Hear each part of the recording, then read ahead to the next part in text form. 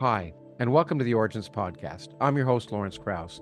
In this episode, I was privileged to have a dialogue with Helen Pluckrose, who I've wanted to have on the program for quite some time, and was finally able to get her on in connection with the publication of her new book, The Counterweight Handbook.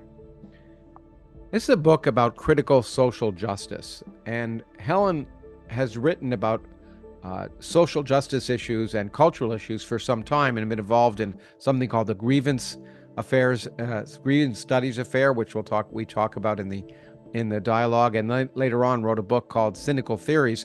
And what she does very, very well is trace the philosophical and sociological background of what is now called critical social justice, which, as she points out, is neither critical nor essentially involves social justice. And so while one can say, how could you be against social justice? The recognition that critical social justice theories are really designed to be authoritarian and interfere with free speech and free expression and due process is incredibly important. And Helen actually began a program in the United Kingdom called the Counterweight Program to help advise people who've suffered at the job or elsewhere because of these new authoritarian rules that forbid you from speaking your mind or asking questions even.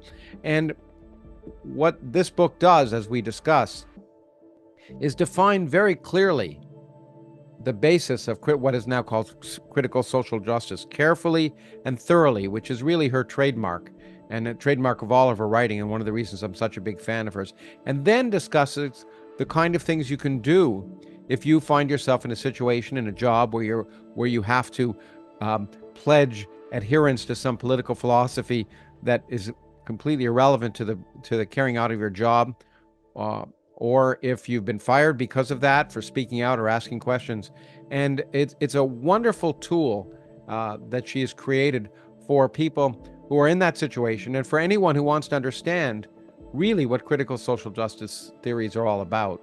And in fact, she told me in the podcast that she's going to create another book for actually employers, many of whom aren't aware of the kind of things they're asking their employees to do. Helen has a fascinating story which we explored in the podcast. She actually returned to university, I think at the age of 34 or 35, after spending 17 years doing basically caring, home care for elderly and infirm people, and went back to school and studied English literature. And I'm glad she did. She's a fantastic writer and a very clear speaker and writer about this issue of great controversy. And like many issues that are controversial, it's really important to understand what the issue actually is and define it carefully. And as I say, I think that's one of her great strengths and one of the reasons why I wanted to have her on the program. I hope you'll enjoy the discussion and be enlightened about this threat to classical liberalism and free speech, and perhaps be able to use some of the pointers she discussed in the program and then later on in her book. Either way, I hope you enjoy this podcast with a remarkable woman, Helen Pluckrose. You can support our Origins Project Foundation, a nonprofit foundation which produces this podcast, by subscribing to our Substack site, Critical Mass, where you can watch this podcast ad-free, or you can watch the podcast on YouTube later on, or listen to it at any podcast site. I hope you'll support the foundation. If you watch it on YouTube, I hope you'll subscribe to the YouTube channel. And no matter how you watch it or listen to it, I hope you'll be entertained and enlightened with this discussion with a remarkable woman, Helen Pluckrose. Helen Pluckrose, I am so excited that you're with me today. I wanted to have a conversation with you for so long, and I'm such a great admirer, so it's wonderful to have you here today. Thanks. Thank you, Lawrence. It's great to be here chatting to you. Well, the proximate cause of why we're having this discussion is a new book you have coming out called The Counterweight Handbook, which I'll get to. I was thinking about this today. It should be compulsory reading for all university administrators, government agency heads, and business leaders. I think it would be the best thing one could do to somehow send to all of them a copy of it, because it's such a useful book. But I want to, and we'll get there. And but as you know, this is an origins podcast, and I like to find out how people got to where they are now. And I want to talk about your origins. And I know a little bit about you. I know where you studied, in college, but I don't know anything before that. Um, you did English literature, so obviously you liked reading and all of that. But were your parents were they academics at all, or working class, or what was their background? My father came from a working class background, but he was very autistic and very brilliant mathematically. So he studied. He left school at 15, Oh and wow. he studied at night school while working for 12 years to become the youngest ever insurance broking fellow. So he's we're very proud of him. But I feel that's given him this kind of sense that anybody can achieve anything if they just work hard enough. And he's quite conservative, and so I've had to say, no, Dad, you have a brilliant brain and a very obsessive brain. You didn't want to do anything apart from study markets and figures all night every night for 12 years. It's not quite as easy for everybody else. My mother, very differently, was a second wave liberal feminist, Oh, and she was dealing with issues in London, working in banking. At that time, women weren't allowed by her company to take accountancy or banking exams. They weren't allowed on the bank floor. They couldn't get mortgages in their own name oh yeah. or loans. And so she was addressing all of that. She kind of left the movement in, I think, around 1984, and she'd always fallen out with the radicals who didn't believe that men could be part of the feminist Yeah. aim for equality. And so she, until her death, was still believing that the issue I was dealing with was the radical feminists, and trying to critical social justice is a very different thing. But no, I had I came from quite a wealthy background, and I was privately educated. But then I left home at 18, and I worked as a care assistant for 17 years. I noticed you I, did that. So you started that before you worked as a care assistant while you were in college as well, or before and no, after? no, No. I started working as a care assistant when I was 17. I really just wanted to be independent, and we were having a property price slump then, so I managed to get a mortgage at 18, Oh, and wonderful. and yeah, and sort of I wanted to build a life working. But after 17 years of that, and I found my husband and married and had a family in that time as well, I had a neurological accident. It's and I lost my balance. I lost a lot of nerve in the right Oh, side of my head, and I couldn't do very much. And so my husband encouraged me to do what I'd said I always wanted to do, which was get my degree in English literature. So I did that, and they accommodated the fact that I'd only have about 75% attendance, and I'd hmm. had to spend a lot of time lying down. And so I did undergraduate and then postgraduate in early modern studies, 1300 to 1700 Yeah, I women's. was reading about early modern studies. In fact, your thesis or the work you did really intrigued me. I want to get to that in a second, but let me ask you. I'm amazed. So you went to university at age 34, and which is a really brave thing to do. I'm always impressed when people go back, and I think that's wonderful. For 17 years before that, you worked with caring, which I think is also obviously equally wonderful. Something I don't think I have the patience or ability to do, and I admire people who can. Um, w- if you wanted to do a degree in English literature, you obviously liked reading. Was it Mm. was uh did either of your parents encourage that, or what got was it someone at school, or what got you interested in reading when you were young? I have always read an enormous amount. Even now, I read about 5 novels a week, and a similar number of non-fiction um, books. It's and my mother was she was a writer as well. She was a playwright and a stand-up Oh, comedian. oh So, wow. she wrote very mostly humorous poetry, which Oh, she performed at various art festivals. So I did, and I have always written. I just didn't send it anywhere. I've never actually sent any of my work anywhere. But when Twitter arose and I started blogging, then publishers came along and said, "Would you write that for us, and we'll give you money?" And I thought, "Okay, yes, thank you. sounds like That'd a be good very deal. nice." So I was going to ask about that transition from reading to writing, but so probably was your interest in reading and writing more from your mother then than from your father, I guess. And you Yes, yes. So my father wasn't. I mean, he worked so very hard. We barely saw him, but yes, Mum was the one that we'd write each other messages in poems, silly doggerel, oh, and wonderful. read and we'd read a lot together. And yes, Anne of Green Gables, the country I can see through your window. Yes, Yes. she introduced me to that. Yeah, wonderful book for young girls particularly, but actually and for everyone. Um, did your father was it? You didn't get any of your father's interest in math, I guess. I'm terrible at maths, but what I do have from him is this meticulous systemizing Oh, mind. When I get interested in something, I want to read absolutely everything there is to read about it, gather all of the information, break it all down, and then put it into systems so that I can understand it. And that's what cynical theory is. Um, yes. In fact, I was going to say it characterizes all your writing. I'm always amazed. You break things down systematically, comprehensively, understanding all the details, including the bibliography of the things, and then lay it out systematically. I think it's true also of Counterweight. It's a wonderful, it's a very, it helps the reader tremendously. I'll say that. And it's clear you have a that's very systematic mind in that regard.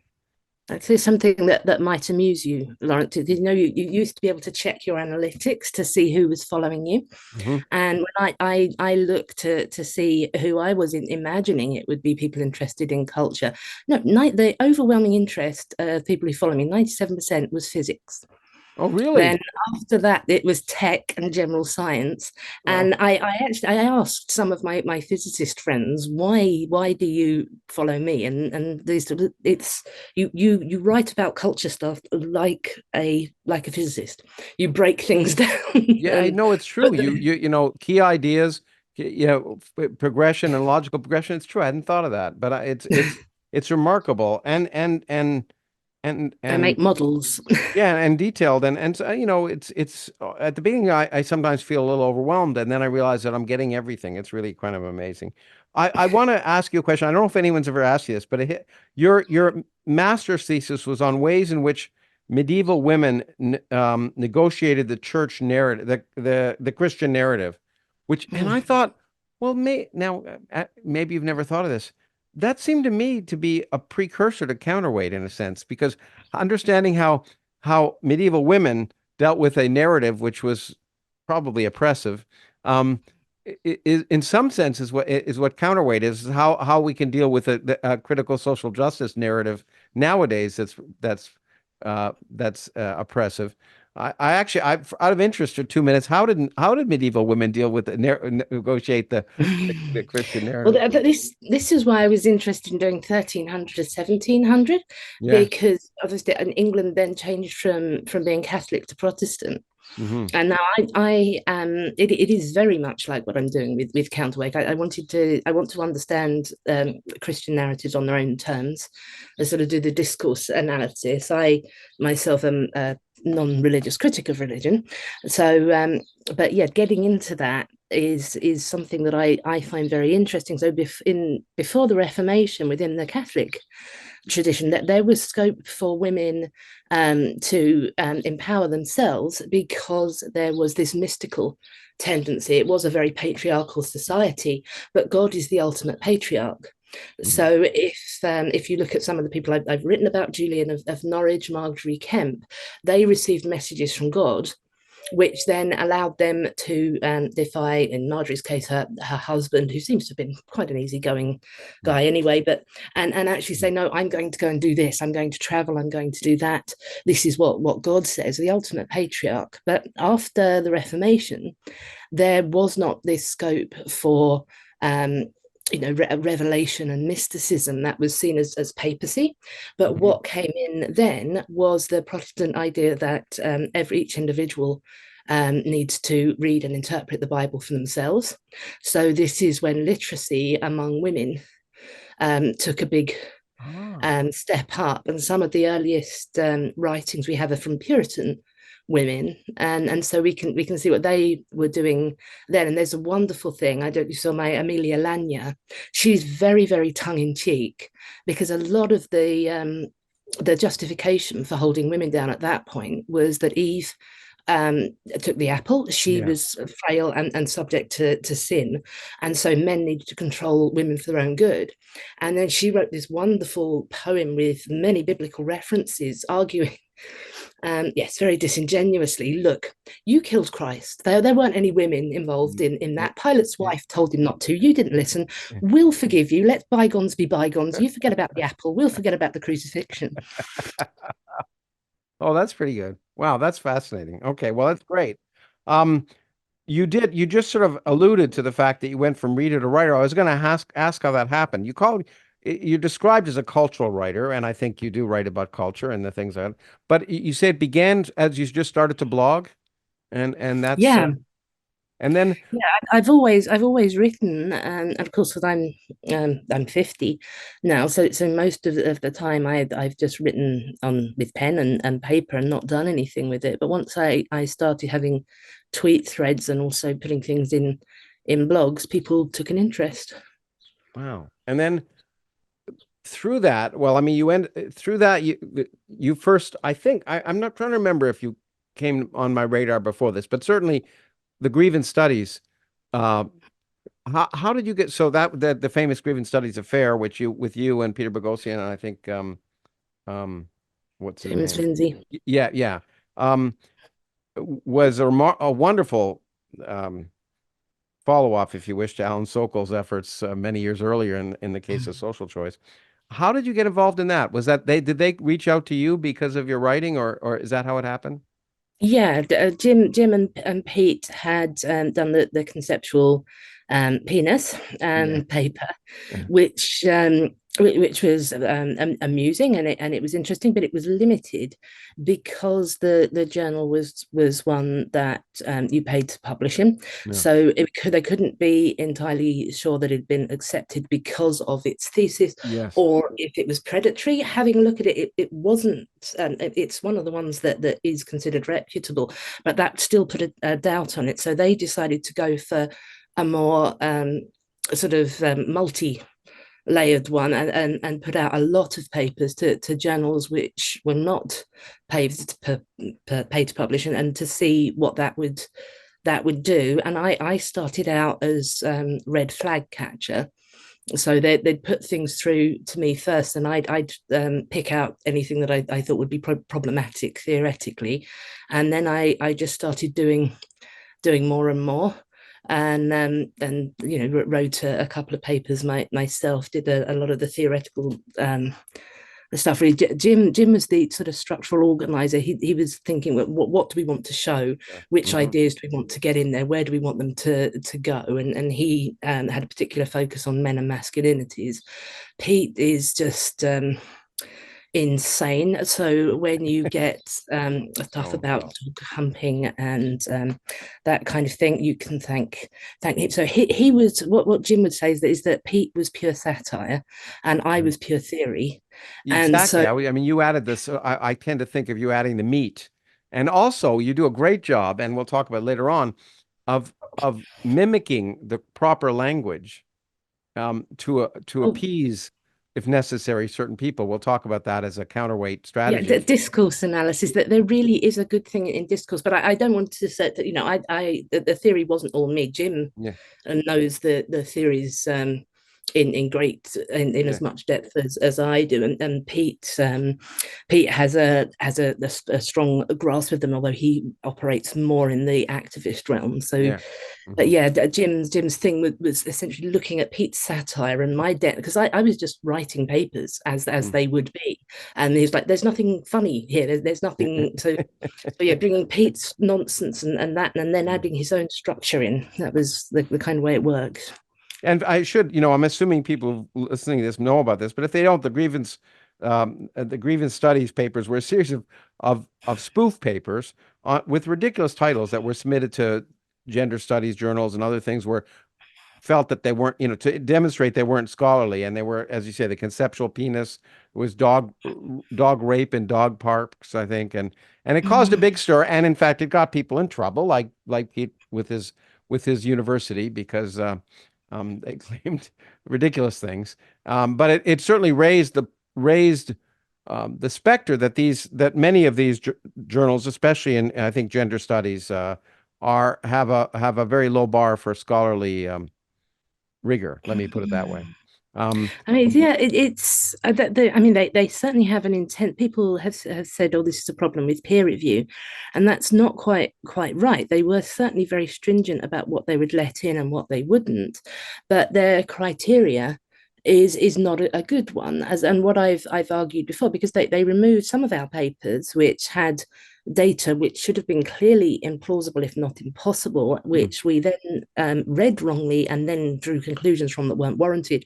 Those should have been removed. But the ones that were theoretical, there's no cause to remove them. And what I said before is, imagine if a creationist wrote a paper on evolutionary biology, going completely by the rules of the field, and he got it published, and then he said, "Ha, I fooled you, I didn't mean it." The journal would have no reason to remove it, because the paper remained sound, whether or not the writer believed it. Now, our papers, if they were sound when we wrote them, the fact that we didn't believe them, that we didn't think that was ethical, shouldn't make any difference. Yeah, it raises a lot of interesting questions, and it certainly raised your profile, at least for me. And then you followed it up with a book with Jim, I think, on cynical theories, which was really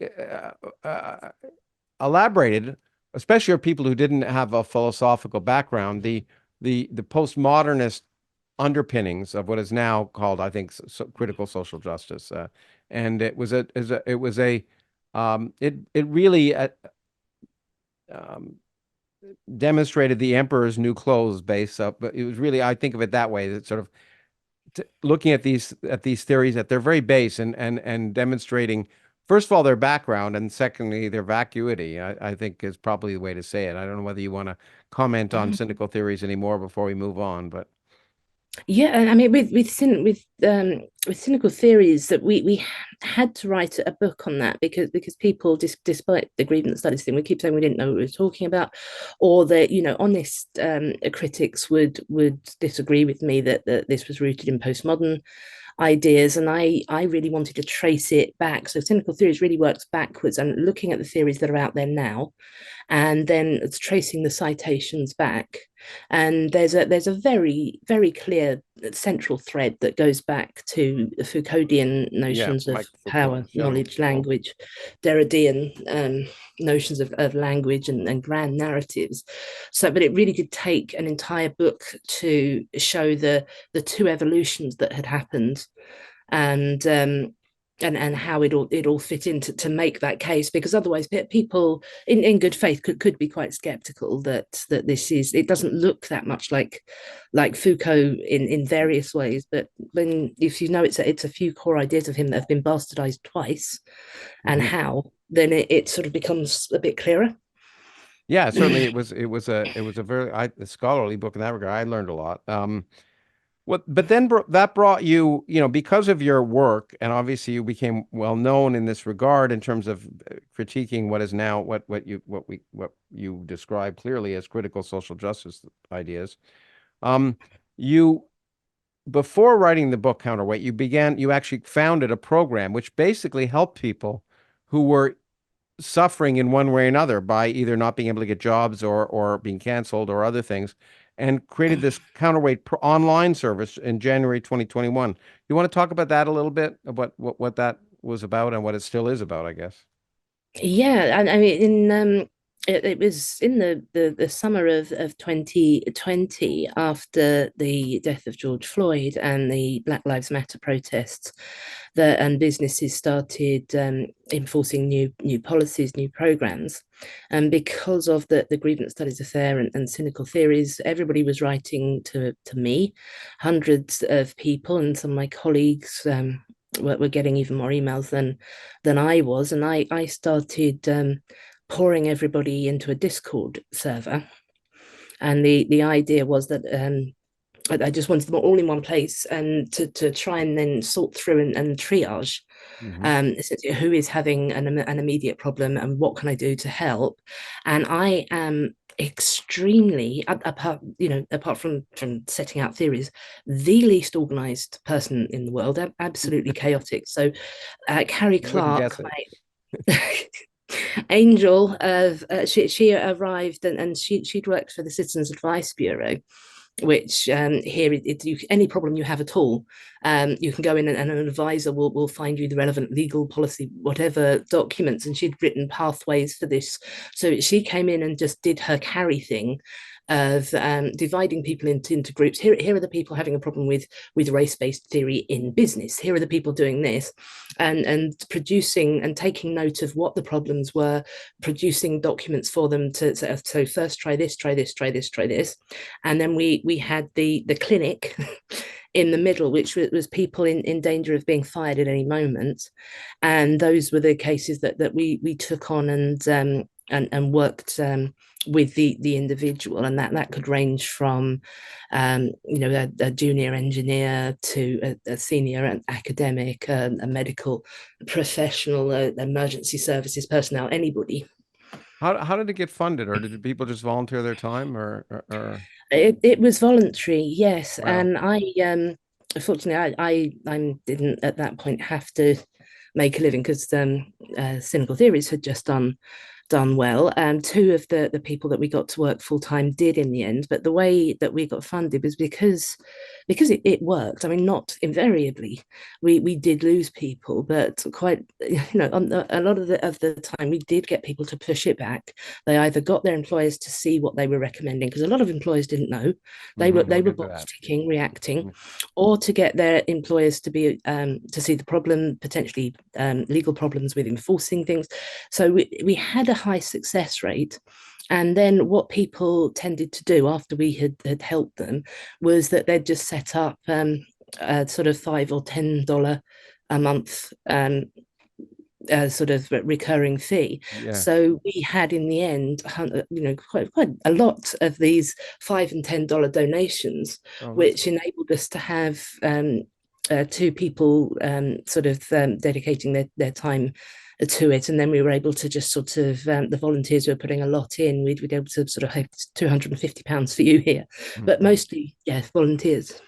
okay. Well, it's a great, and then it was based. Am I correct? Then it's based on that experience in some sense that this book is arose. The lessons learned, the necessity of training people, so the subtitle for the book is Principled Strategies for Surviving and Defeating Critical Social Justice at Work, in Schools, and Beyond. Now, and it's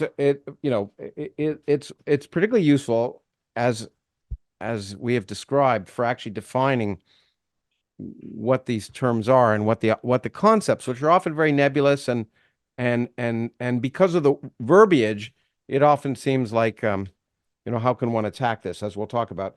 In page 1, in fact, you say companies, universities, and schools have a legal responsibility to comply with anti-discrimination law and a moral responsibility to oppose discrimination against people on the grounds of their race, sex, sexuality, etc. Isn't DEI just a natural extension of that obligation? It should come as no surprise to anyone reading this book that the answer is no. In practice, diversity, equity, and inclusion are inextricably connected with an illiberal, authoritarian ideology. And then later on the page, you say this book is intended to be a resource for people who are suffering from the imposition of critical social justice ideology on them and in their place of work, in their university or school, or in their wider community, and who object to it and wish to combat it based on liberal principles. So we're gonna go through and talk about, as you do, what critical social justice is to define it. But the first thing you talk about is the meaning of liberal. So why don't you elaborate on that a little bit? Yeah, so I needed to set that out because in the US, there's a tendency now to relate the liberalism to the left. Mm-hmm. That isn't the case so much in the UK, although we're starting to see that, because when America sneezes, the world Mm-hmm. catches cold. But yeah, so what we're looking at really with liberalism is those fundamental principles of let people believe, speak, live as they see fit, provided it does not harm anyone else, nor nor denies them the same freedom. And so under this liberal system, and the way that it's most graspable, I think, in a US context, is that it's the founding principles of the Declaration of Independence and the First Amendment. The unalienable, all men, all people are created equal, and they have the same right to life, liberty, and the pursuit of happiness.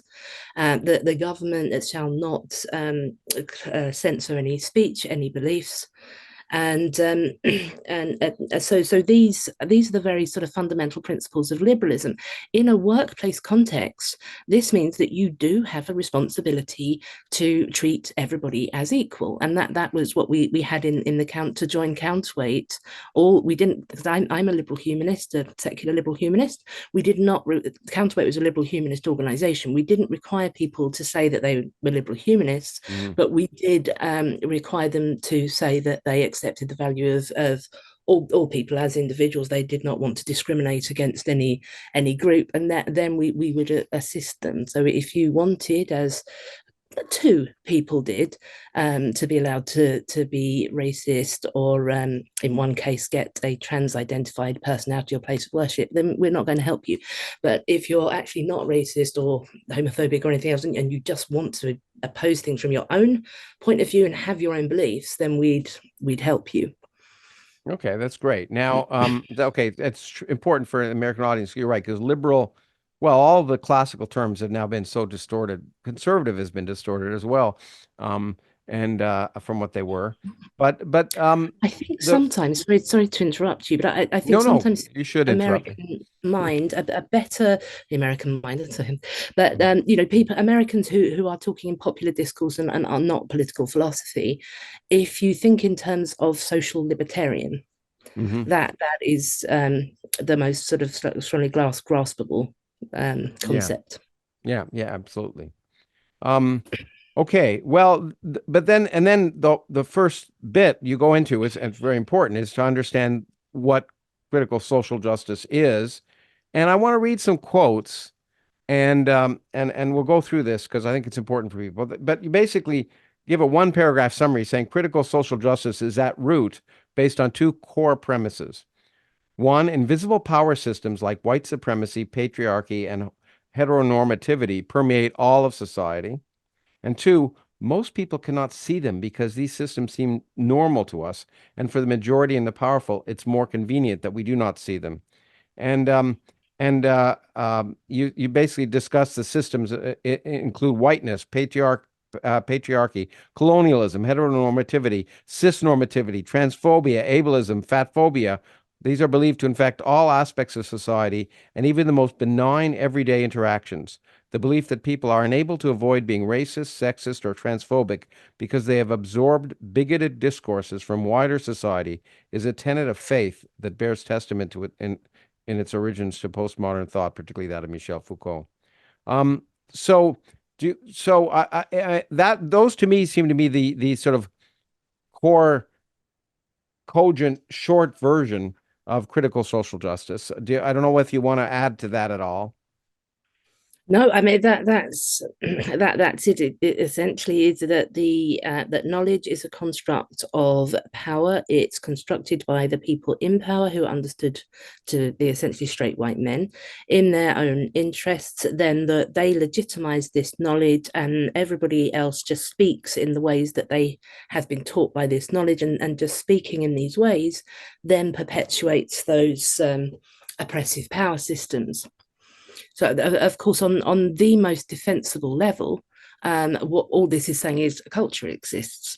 We know that that there are cultural norms. They do change. Homosexuality is a very good one. Right up until the end of the 19th century, homosexuality was a heinous sin. Then it became a disorder. Then it became some people are gay, get over it.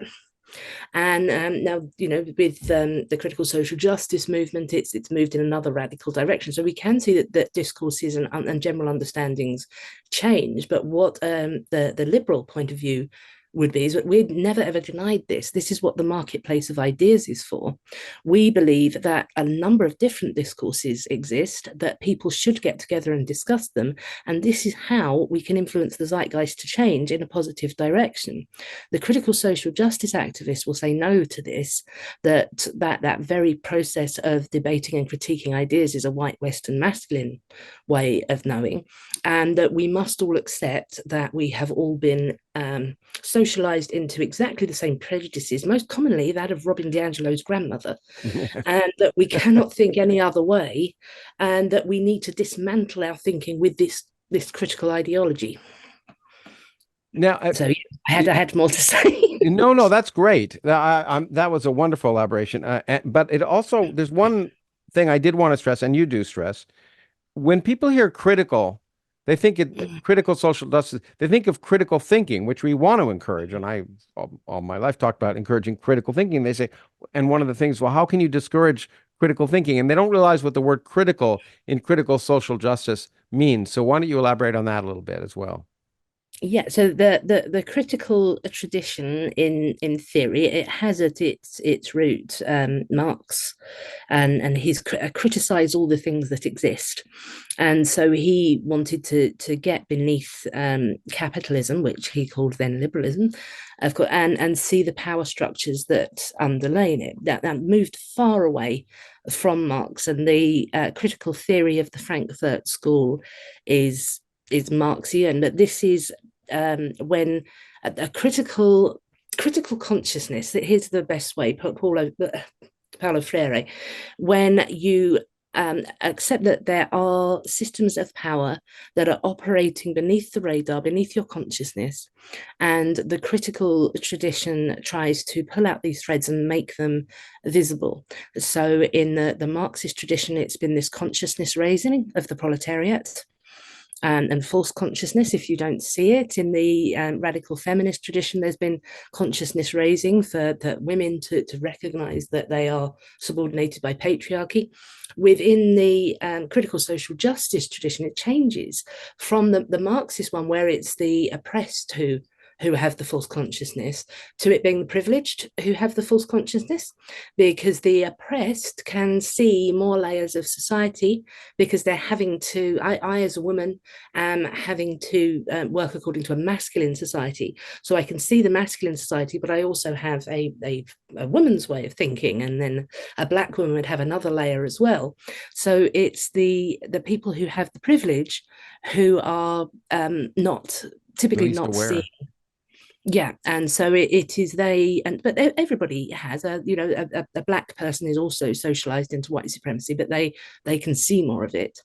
So the critical methodology then is to pull out these power systems that are theorized to exist, get people to affirm that they do exist, that they have internalized them, and then dismantle them with this critical way of thinking. So you would have to say, for example, one of the things that some of our clients had to say was, all white people are racist and I am not an exception.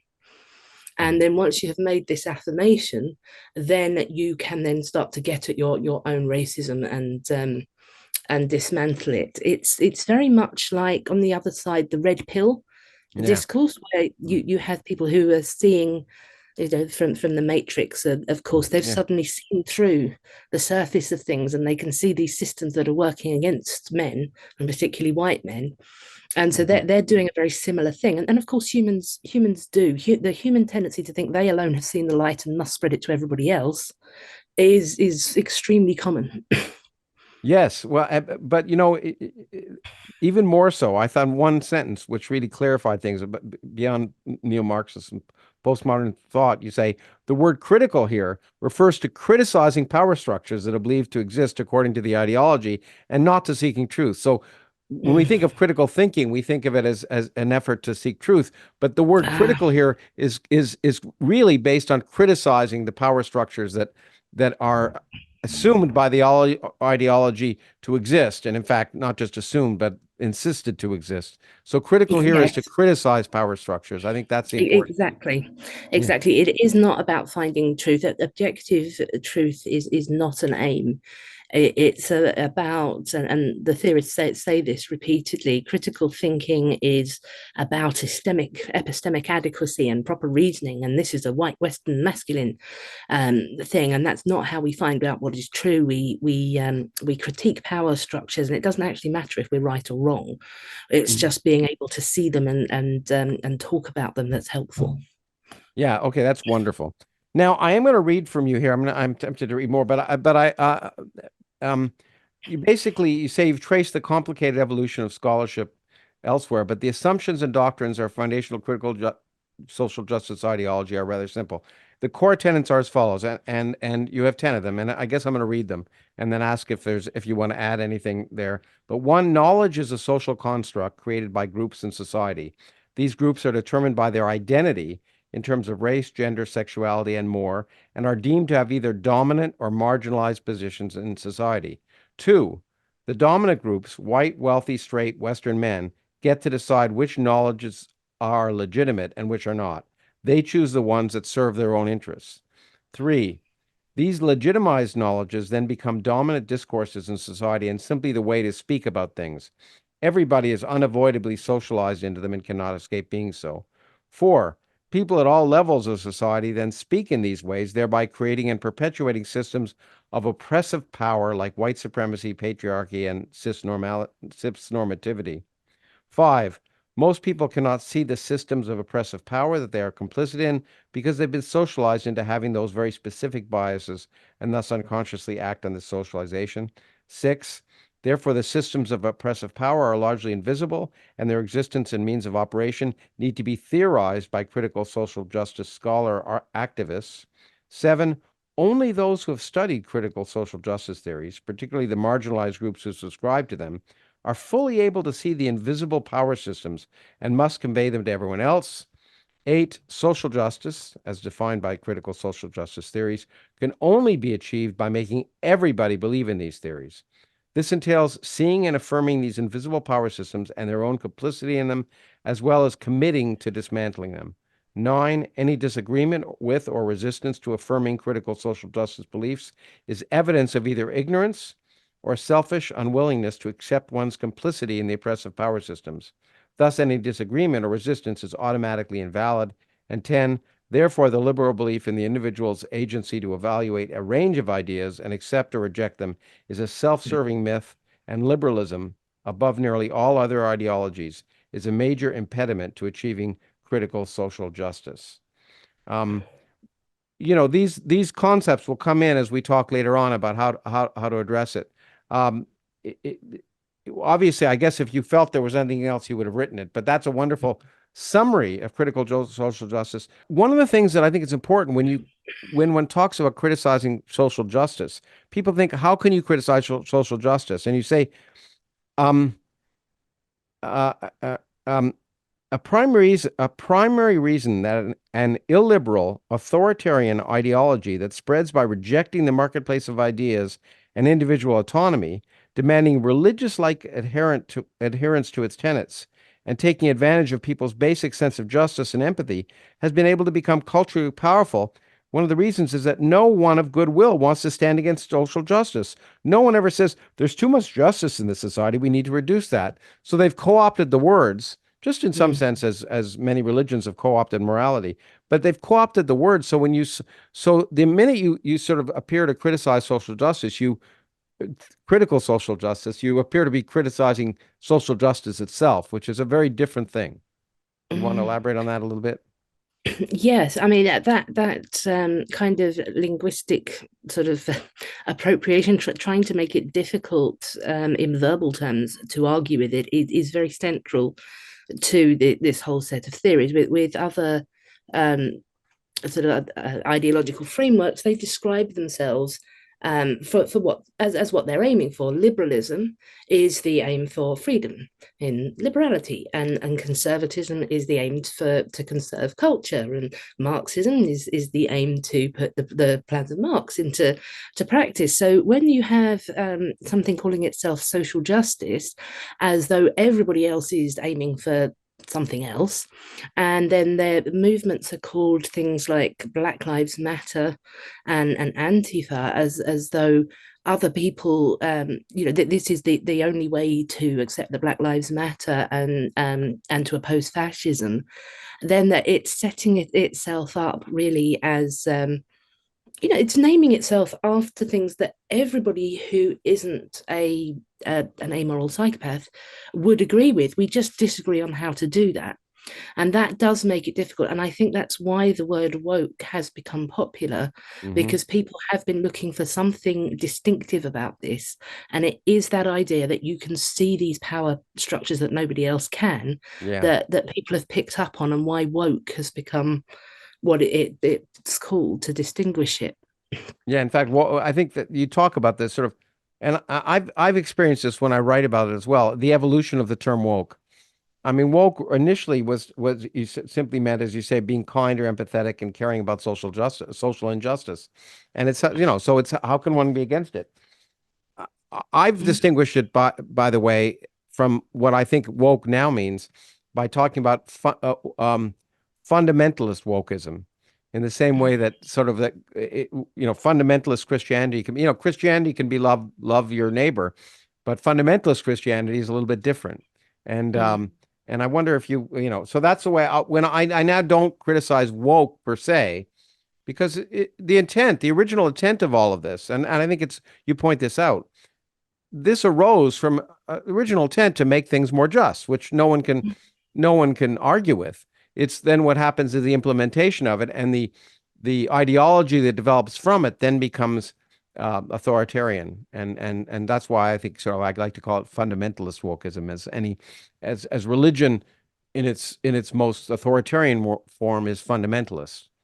Mm. And anyway, I mean, that's the history of the term woke really goes back into the civil rights movement, and it was first popularized by the musician Leadbelly uh-huh. after some young black men who had been minding their own business and were then wrongfully arrested for resisting aggression from a group of white men. And the artist Leadbelly then to be careful out there, stay woke.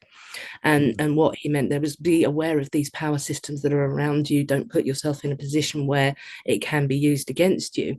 And so it's gone through the tradition like that. I mean, and very few people would say that Black Americans living through this period should not have been alert to social injustice, should not have been very careful about what they were going to do, were wrong to say the system was stacked against them.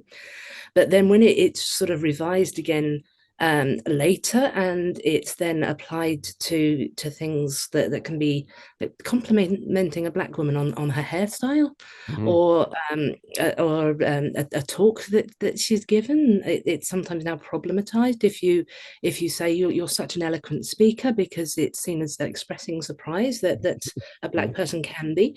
Then Mhm. we're into a very different way of thinking, and this is what is much less accepted as legitimate being awake to social injustice. Yeah, in fact, you do say that many who are skeptical of critical social justice claims are unsure how to say so without being thought of being racist, sexist, transphobic, or otherwise bigoted. And the way to do that is to analyze the core claims of critical justice and respond to them. So I want to go through this and give you a chance to do just that. So you have I think 10 I shall keep claims. my responses short. I keep anticipating. I keep going into detail on something, and it's something that you then bring up. So I No, shall no, no, stay no, it's all right. concise. No, no, it's good if you, no, no, I like to think of it as you're making a nice segue to where we want to go. And if you've done it, I hope I have the wherewithal and the ability to skip something. I don't have I have a lot of things I'd like to cover, but in the general, I'd like to cover what you think is important to cover. So in any case, but what I want to do is talk about the 10 claims, the core claims of critical social justice, and you describe them and then give a response. And so I'd like ask you we'll go through each one, and I'll ask you to briefly elaborate and then get and your response. Now, obviously, you've written, 40 pages on this, but we're not going to do there, but we'll give a brief summary. So claim number one is all white people are, and only white people can be racist. And I think you're primarily talking about D'Angelo and other people. Do you want to comment on that? Um, Oh, but let me also say, you say things that have been claimed as evidence of whiteness include science, justice, liberalism, punctuality, hard work, and individualism. Even those, of course, all these are valued by people of all races. But comment on this claim that all white people and only white people can be racist. Yeah, so this is a redefinition of the term racist to mean a system of power. So racism is prejudice plus power. So if a white person is prejudiced against a black person, this is a power play that goes into a system. Whereas if a black person says something negative about white people, they can be prejudiced, but they're not enacting this system. So this is why it says that only white people can be racist, and also all white people are, because we've had those systems so deeply internalized them. And I argue that the way to address this is not to go down the road that is quite sort of intuitively, it feels the right way to do and say, but I'm not racist. I don't judge people by their race. I've always opposed racism. A lot of my friends, my husband is black. Don't do any of that. Come away from don't justify yourself on those terms. Instead, say, I do not accept this premise. I believe that I have the right and the ability to evaluate ideas for myself. Racism is a bad idea, and I reject it. And that's a liberal point of view. It also in other sort of ethical frameworks as well. God-given free will gives people the ability to evaluate ideas. The conservative focus on personal responsibility, particularly. So just don't play that game. Just say, no, I know that framework. I don't believe it. Okay, good. Oh, that's wonderful. Yeah, exactly. Because because you can't win the game, as you point out. It says, the charge is utterly unfalsifiable, leaves only two options: be racist and admit it, or be racist and deny it. And so, if you fall into that, there's no way you can win Yeah, that argument. Um, yeah, you're and just a bad person then. yeah, exactly. Claim two: science is oppressive. This is something I have written a lot about lately, and you say your initial comment, which I think is really important here, is science is generally regarded negatively within critical social justice because it aims to discover objective truth and is regarded, with good reason, as the most authoritative source of knowledge production yet discovered. But why then is science oppressive? So why don't you explain the claim and then how to respond to it? So yeah, science is largely seen as a white Western masculine way of knowing. This is a historical, and it doesn't represent current reality either. But when we're going into this epistemological injustice thing, then that's where the decolonial movement comes in, and they want to separate other ways of knowing, and essentially anti-scientific ones. So the way to respond to this is, of course, to point out that firstly, science works, that other ways of knowing, which include myths and religion and lived experience, are perceptions or history or culture, and they can be meaningful, but they're not the same thing as being as sure as we can of knowing something, always provisionally. We have to keep those separate. And further, the idea that science is white, Western, and male is recreating very old colonialist sexist tropes that underlaid the justification for the British Empire, for other forms of colonialism. We are scientific, rational, liberal, and we must civilize the rest of the world. And they're doing that same thing. So point out that this isn't the case. Science is universal. Antibiotics discovered on my island work in Asia. The numerals that we use that have come from the Arab world work perfectly well here. So this is a universal thing, and it is frankly insulting both to history and to all the Black, South Asian, East Asian doctors, scientists, engineers who the West is essentially brain draining from the rest of the world because we are having a STEM crisis uptake. Yeah, exactly. And yeah, where I live, it would be great to be able to have some of that brain drain because we don't have it. We have such a shortage of doctors here, for example. But your point is well taken that making the claim that science is white male patriarchy is essentially saying that it's is putting down females, blacks, and everyone else, saying that obviously they can't do science in some way, or at least they yeah, and is is ridiculous. It's The sexist, it's one racist. example that I use that may be useful for you, but and I used to carry it around, is when I think I put such a picture in something I wrote, maybe in the Wall Street Journal, I can't remember, but um, is just I love having a picture of the Large Hadron Collider and the 5,000 physicists on one experiment. There's a picture of all of them, and you can see all of them working to towards a common goal to try and figure out something specific and also build something that works. But if you ever wanted a spectrum more of humanity, you'd see 100 different countries, every color, gender, everything, language you could imagine in that group, and it sort of belies, therefore, this claim that somehow science is white male patriarchy. It's not a I mean the methods of science have been constructed by society, but no, the knowledge produced by science is not a cultural construct, not in the same way that, say, Islam, Christianity, various different political things, art movements that prop up differently all over the world. That the principles of science are going to be the same no matter who does them.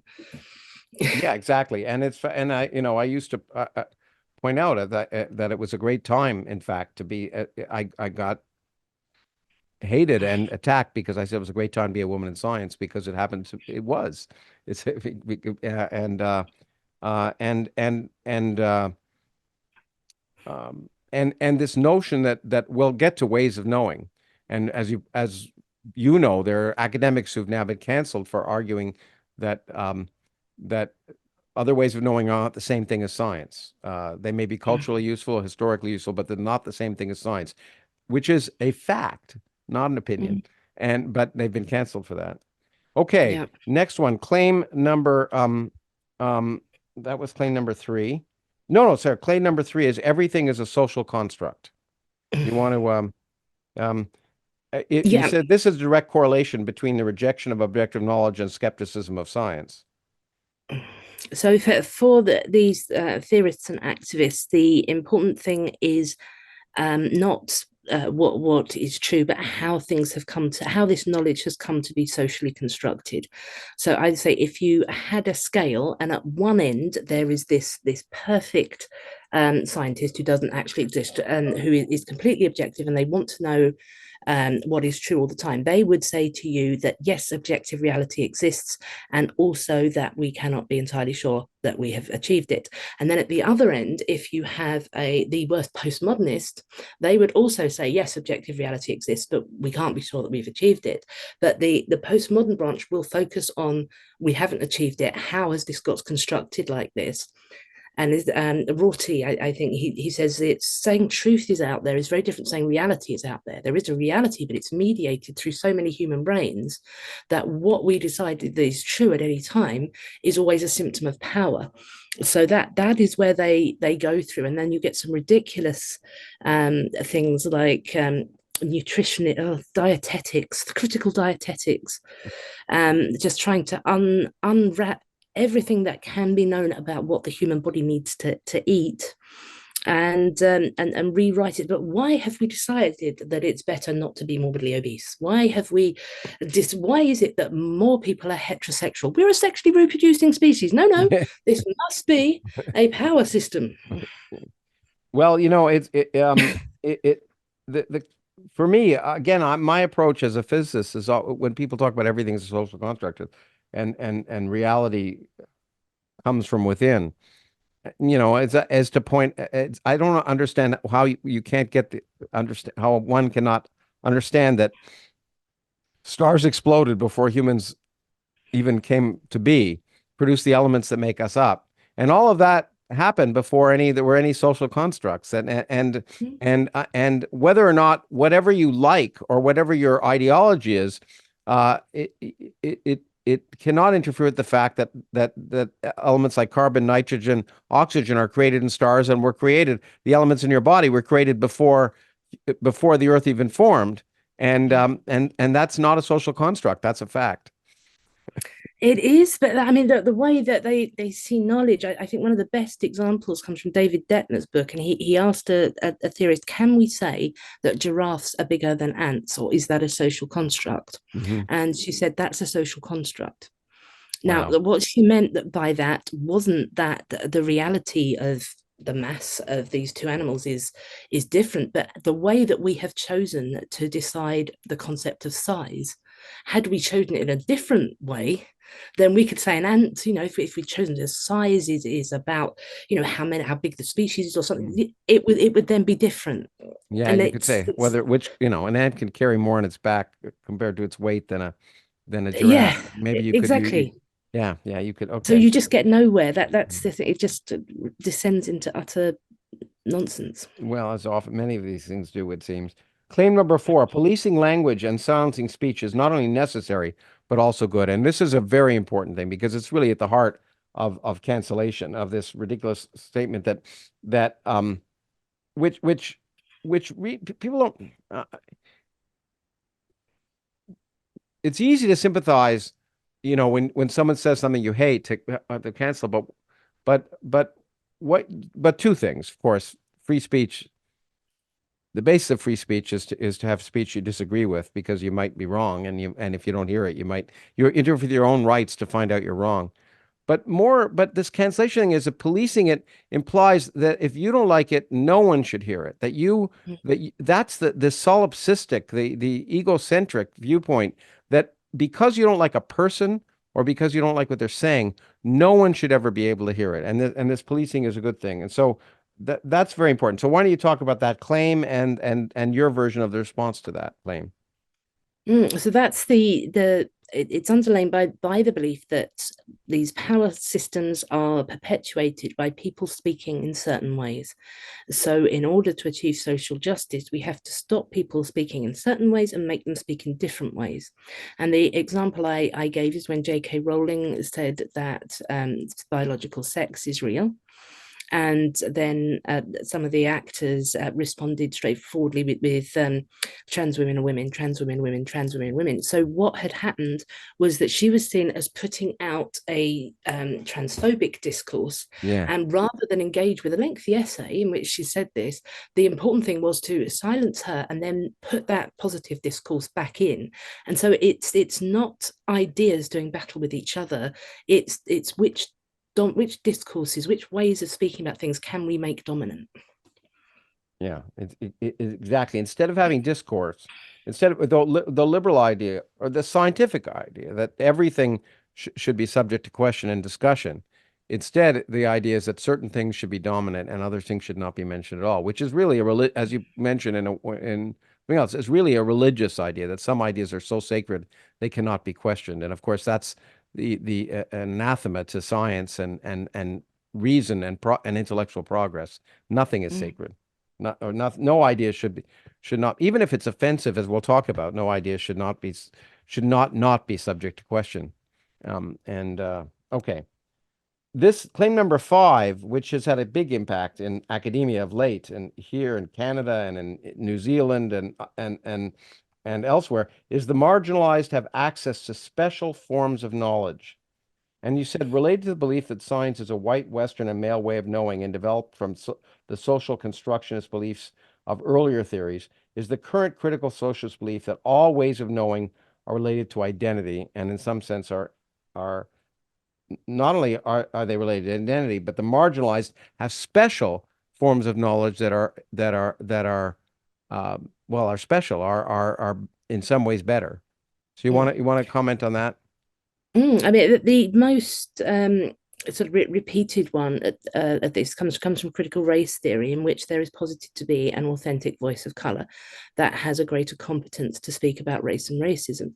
On one level, this is very likely true. If you are a Black American, you are more likely to know what anti-Black racism feels like, how to experience that. But this is taken then to another level where there is only one right political view. And so they'll take certain people like Ibram X. Kendi, Ta-Nehisi Coates, and various within this genre, and say this is the authentic voice of color. Meanwhile, people like John McWhorter, Thomas Sowell, Shelby Steele will be the inauthentic voices of color, because if you take any group at all, you're going to find viewpoint diversity. But this particular set of theories will not have that, because it's got that unfalsifiable bit. It will take the, say, Black or female or trans individual to agree with them and say, this is the authentic voice. And then everybody else is either they've internalized the power system and they have internalized racism, or they're trying to curry favor with the dominant group. So whereas the liberal approach would be to actually just state this from the first place. I agree with this particular individual because I think their ideas are right. I'm not claiming this is the authentic voice of color. I'm just convinced by his or her argument. Well, yeah, I think you related that as a point you make here and earlier, that one response is to point out there are many voices. Even if people don't talk about the inauthentic voice color, they often say, Blacks have this unique perception. And of course, and if you could point out it's not unique, I mean that within that identity label, there are many different viewpoints. That can be a useful thing. And I think you actually point out earlier when you talked item 1 about only white people can be racist, you point out one good response to that is to point out that Ibram Kendi, I never know how to say his name right, actually, who's the father of a lot of critical social justice modern movement, points out that he says it's not true that only whites can be racist. So so even within that community, there are different viewpoints, and you have to accept that there's no one viewpoint, that having an identity and having a viewpoint are not always exactly the same thing. Yeah, exactly. I mean, Ibram X. Kendi, he doesn't come from the postmodern line of thought. He comes from the materialist. So he does believe that individuals have their own minds.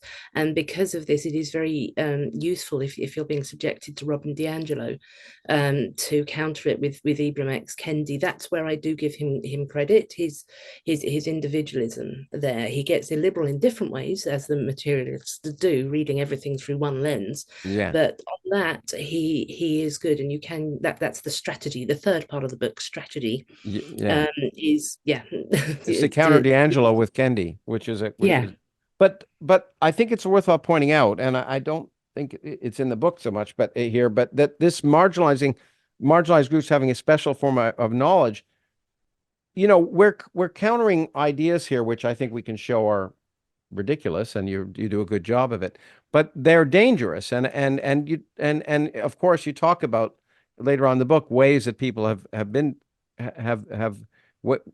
hurt by these ideas, but I want to just point out here that it's amazing to me in the academia how just simply making the claim that perhaps marginalized individuals don't have a special form of knowledge, or that their knowledge may not supersede science, has resulted in numerous cases of people being removed.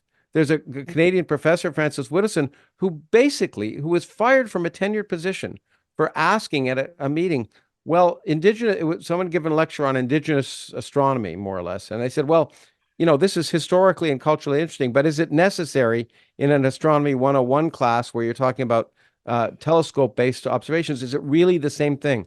Ultimately, that led to her being removed. And as you well know, in New Zealand, where the government wants, and still does, I think, wants to try to, by edict, say all forms of knowledge are equivalent. And in science classes, we will have indigenous knowledge as well as science knowledge, and we'll call them equal. And several academics spoke out against it and were removed from the Royal Society of Science in New Zealand for making the claim that it isn't science, and if it isn't science, it shouldn't be taught as science. It's kind of remarkable. Something very familiar about that, isn't there? Yeah, exactly. Okay, number 6, the claim: the lived experience of selected groups and individuals, in brackets, the lived experience of selected groups and individuals is authoritative. You want to describe what that means and your response to that?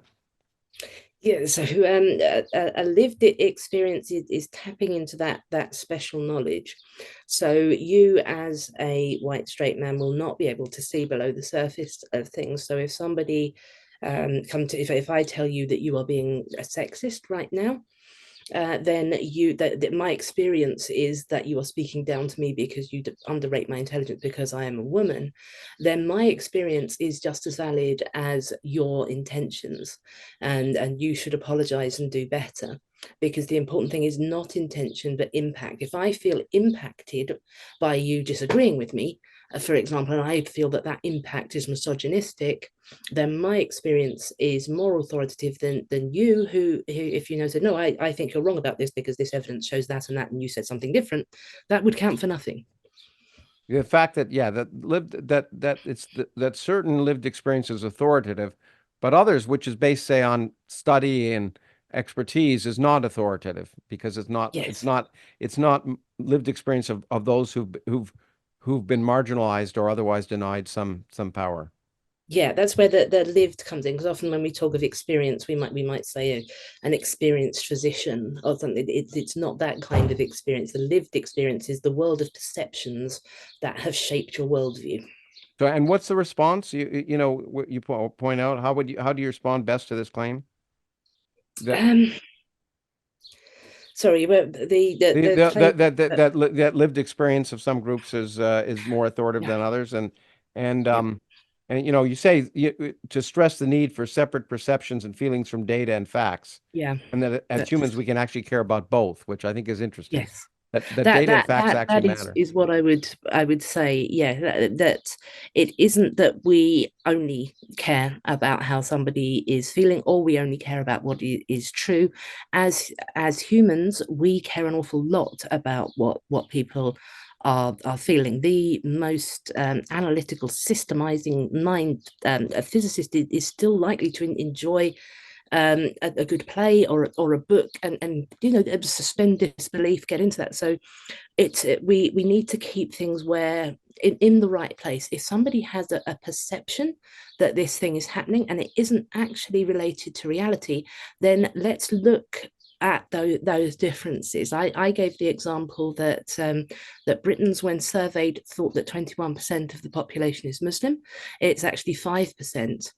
So we don't then say, Muslims, please be less visible because our lived experience is that you're sort of over represented here. No, and we don't just say, well, no, you're wrong. We look at why that is. Why are people feeling this way when this thing is true? And we can care about both, or on a more or daily basis. If somebody's father has died of a heart attack, then we want to know how they're feeling, how they're dealing with the grief. The sort of facts about myocardial infarction aren't what she wants to hear, and it's not what we want to know at that point. Excellent. Okay, yeah, I liked your example of the Britain's perceptions. It's really quite interesting. The media plays into that, I think, of course. Um, Mm, Claim number 7, uh, a key claim that the denial of racism, homophobia, transphobia, etc., is evidence of racism, homophobia, and transphobia. I can't help whenever I hear this, and this is a very important part, that if you deny it, we said earlier, if you're racist, and if you deny it, you're racist, and if you accept it, you're racist. So and really reminds me of actually probably something you may have even dealt with in your thesis when you talked about medieval responses of women to Christianity, is witches. I mean, it just seems to me exactly the same. When someone's accused of being a witch, if they denied it, they were a witch, and if they accepted it, they were a witch, and either way, they should be burned. yeah, I mean that's the very nature of the Kafka trap, isn't it? And in this case, it really has been very strongly theorized. For example, Robin DiAngelo, who is at the head of so much of the training, has said that white people have defensive moves which involve disagreeing, going away, or staying silent. And these are all the symptoms of white fragility. So the only way not to suffer white fragility is to stay where you are and vocally agree with her. So as soon as somebody says, well, actually, no, I don't think that was racist, or they just leave, or they're quite, then they have proved that they have white fragility, which is evidence of being racist. And other than stating that obvious fact. You talk about how to respond to it. And so how can you best respond to it? And I think with you just I do not accept your underlying premises. You know that the reason that people are disagreeing with you so often, Robin DiAngelo, is not because they're all reading from the same script. It's because the flaws in your arguments are so clear to so many different people. So that's a time then again to step back and say, I understand your belief in this universal socialization. I do not accept it, and I think that I have the ability to evaluate ideas for myself and to reject or accept them. Based on, presumably, ideally based on evidence. Um, Yes, yeah, but I which, mean about your own self, because of course we do all have biases, of course. and so if you know, and sometimes they are cultural biases. So if you do think that you have made a judgment about somebody because of their accent, their subculture, and like that, then yes, you know, ideally you wouldn't be put on the spot for that. You would reflect about that. You would fix it yourself. But this thing where everybody has to have the exact same biases as Robin DiAngelo's grandmother is frankly ridiculous. Hmm. I agree. Um, then the next one, which is again equally pernicious, and I think I'll give some examples if you don't. But the claim number 8: intentions do not matter, only impact matters, which you began to allude to before. But this notion that yeah, that the person who has been impacted um, bears no responsibility for their own interpretation, and in some sense has special rights. You want to comment on this? Yeah, that perception that a microaggression is something that makes a certain person feel a certain way, and so it doesn't matter if the individual meant to make them feel that way. If they have, they just need to be aware of it. They should have been aware of it, and they must do better.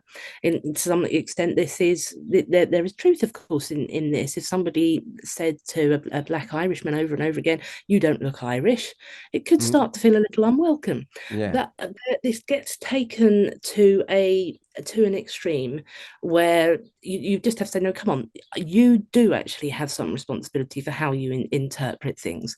You know, if I have just complimented you on giving a really good talk, it's up to you to a certain extent whether you say, oh, thank you, you appreciated, you recognize my ability here, or you feel offended.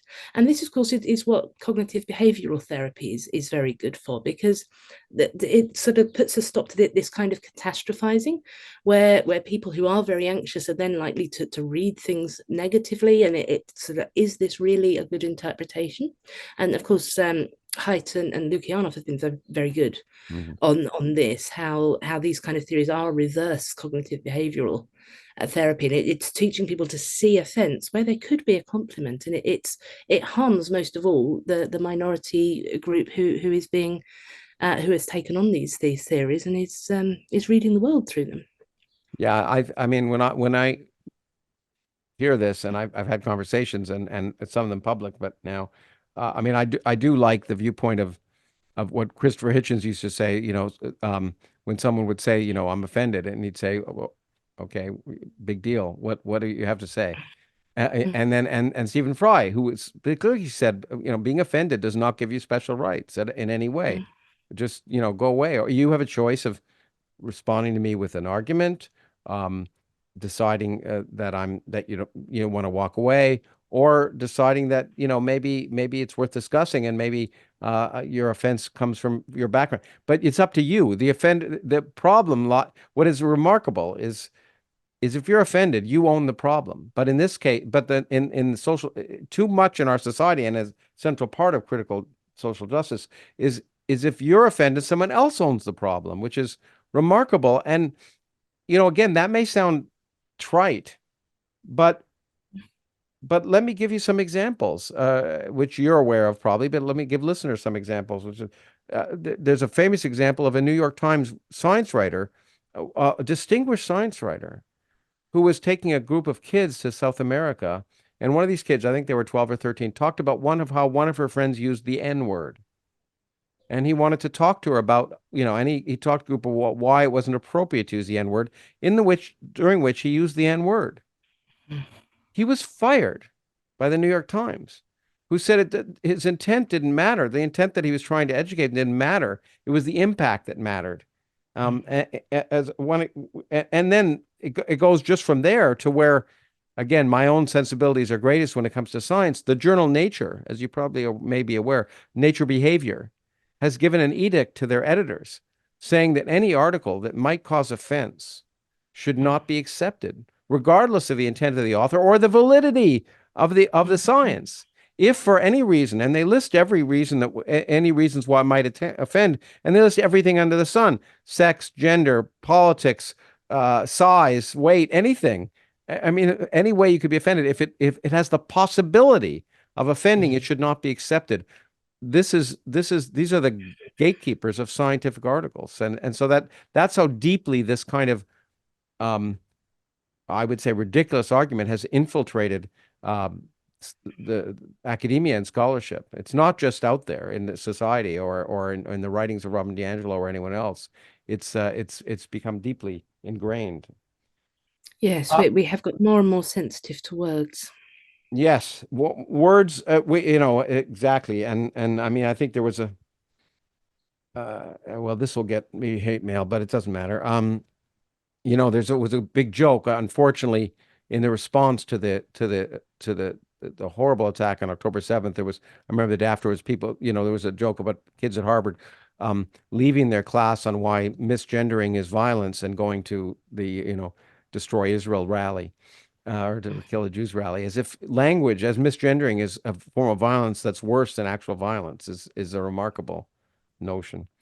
Claim 9, we're almost through the claims, and then we'll move on. Claim 9, anyone who does not subscribe to critical social justice ideology does not understand it. Comment. Yes, we've seen this, of course, before.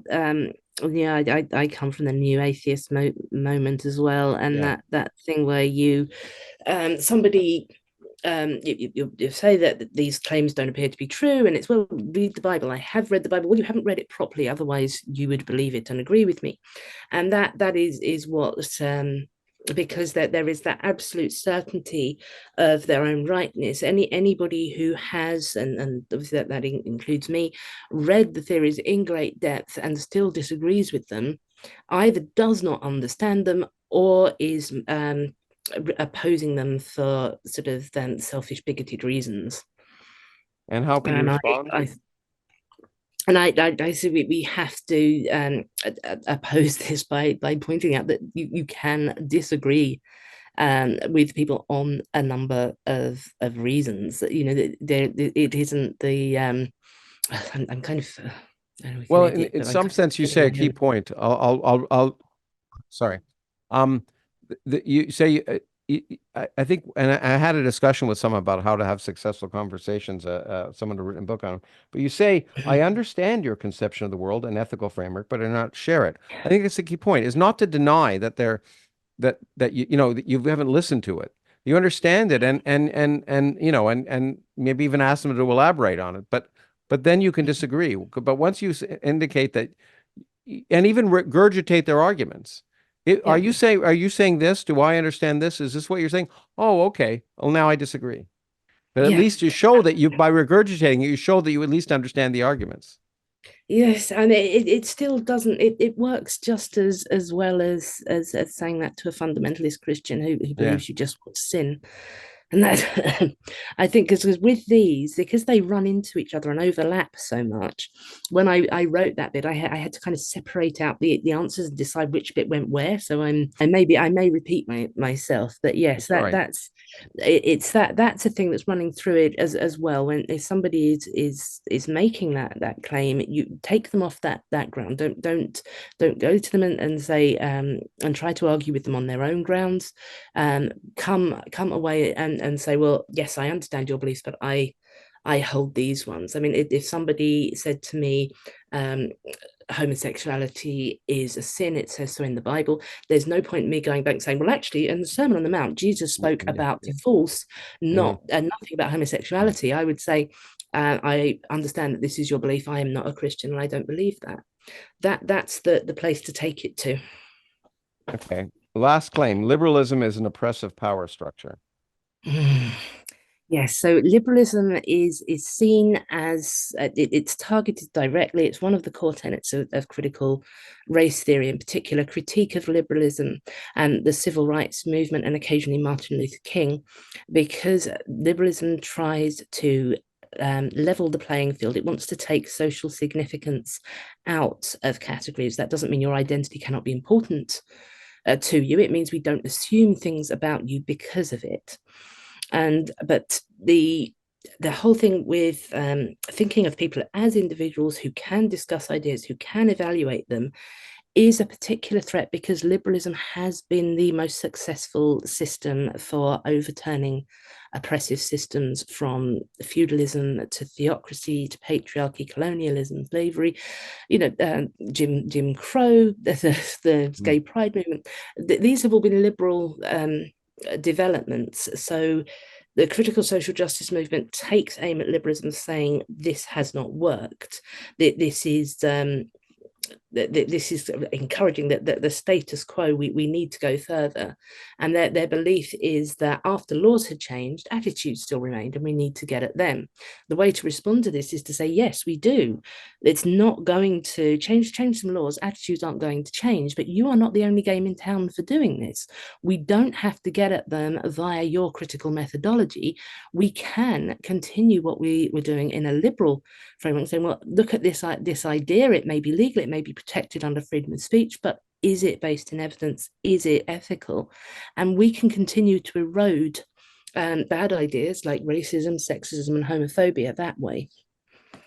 And yeah, in fact, you point out at the end, when in your response to this, you say the raging political polarization in the United States is frightening in the extreme, and it certainly is, with people on both sides becoming increasingly likely to justify violence to defend their cause. But violence is the epitome of authoritarianism and the apex of illiberalism. And I think that's the key point to point out. Okay, so having discussed those kind of arguments that you might hear, and how to maybe respond to it, and understanding the context of what you're likely to find in the workplace or academia or elsewhere. One of the things you then go and devote a whole chapter to, I think perhaps because Robin DiAngelo focuses on so much, is this notion of unconscious bias. And you point out that we all have biases. That's true, but that's very different than this notion that we all have the same unconscious biases. And so, um, uh, uh, um, for example, you say within this framework, there's no possibility for any white person to legitimately disagree with the claim that they harbor deeply entrenched negative beliefs about the characters and capabilities of Black people within their unconscious mind. Any such disagreement is dismissed at best as ignorance due to having failed to engage properly with the training meant to reveal such beliefs, or at worst, as a sign that the individual is invested in maintaining their white privilege and the white supremacist systems that harm people of color. And you point out, and I want you to elaborate on this. Since then, a mountain of scholarly research has cast much doubt on the ability to test of this IAT test, which is one of the harbingers of unconscious bias. And you point out that a mountain of scholarly research has cast so much doubt on the ability of this test to measure unconscious bias in any kind of reliable, valid, or consistent manner that is largely considered unfit for this purpose. And so why don't you spend some time talking about the notion of unconscious bias and where it's used. And I'll help guide you, because you say this chapter will focus on three simple objections. One, critical social justice uses a very limited and flawed approach to unconscious bias. So I'll ask you to comment on these three things. Two, the implicit association test is not fit for purpose. And three, critical social justice-based unconscious bias training does not work. So the floor is yours. Okay. So, I mean, the very limited range of bias that people are looking at are the ones that are theorized. It's those specific power systems, white supremacy, patriarchy, imperialism, homophobia, transphobia, fat phobia, ableism. And these are the ones that are considered, and they are also already assumed to be there in everybody, and it's to dismantle them. But I was very pleased to see, because I had a break from the book because I was unwell, and then when I came back and I got the 3 best-selling books on unconscious bias in 2023, much more rigorous approaches, and I recommend Pamela Fuller to anybody in particular, because she's pointing out quite rightly that this isn't how biases work. We do have cultural biases, certainly, but we also have individual biases. So I give the example that the 2 mean girls in my class were called Kelly, and now if I meet somebody called Kelly, I have to remind myself she's not going to be horrible. That's meaningless to anybody else. And then there is those universal ones as well, which Fuller and others look at, like confirmation bias, like affinity bias, which doesn't only affect majority groups.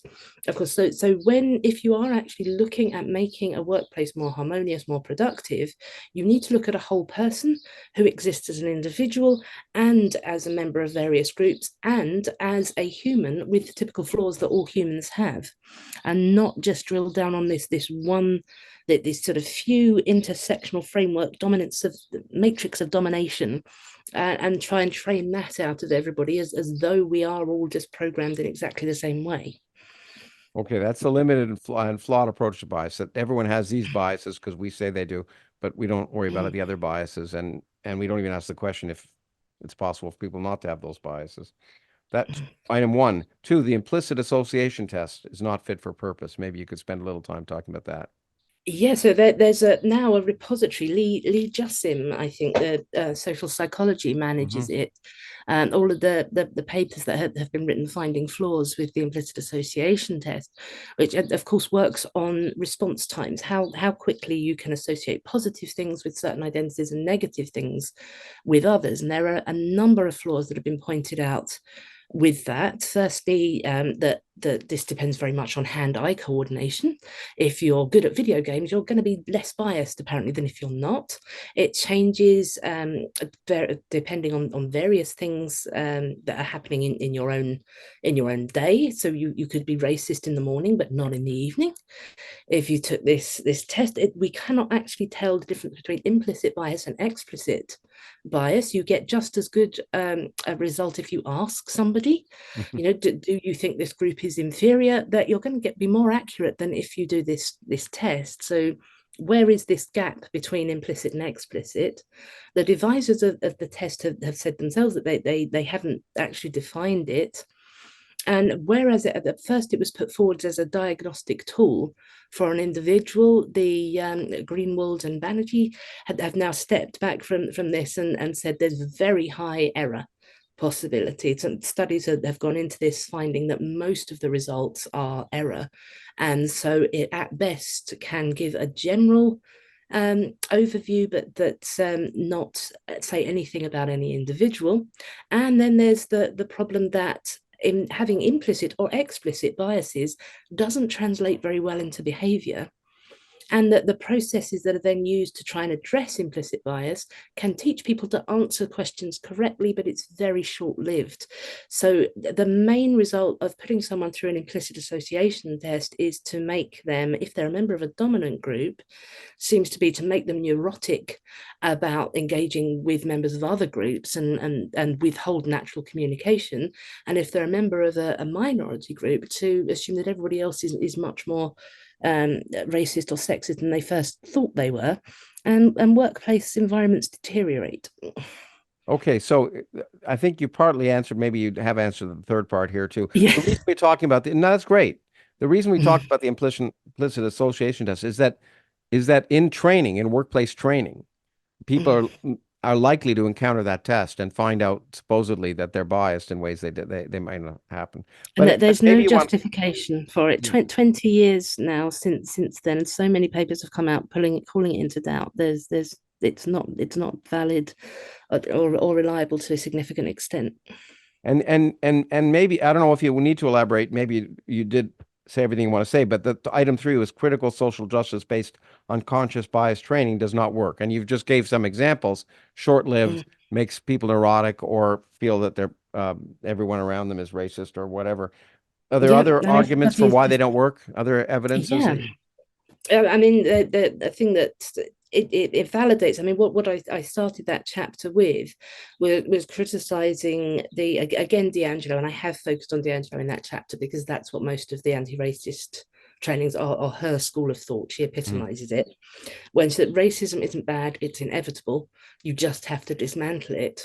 But what happens when you tell people who hold racist views that, well, you can't help it, everybody does it, Mhm. is that they then tend to feel validated in those views.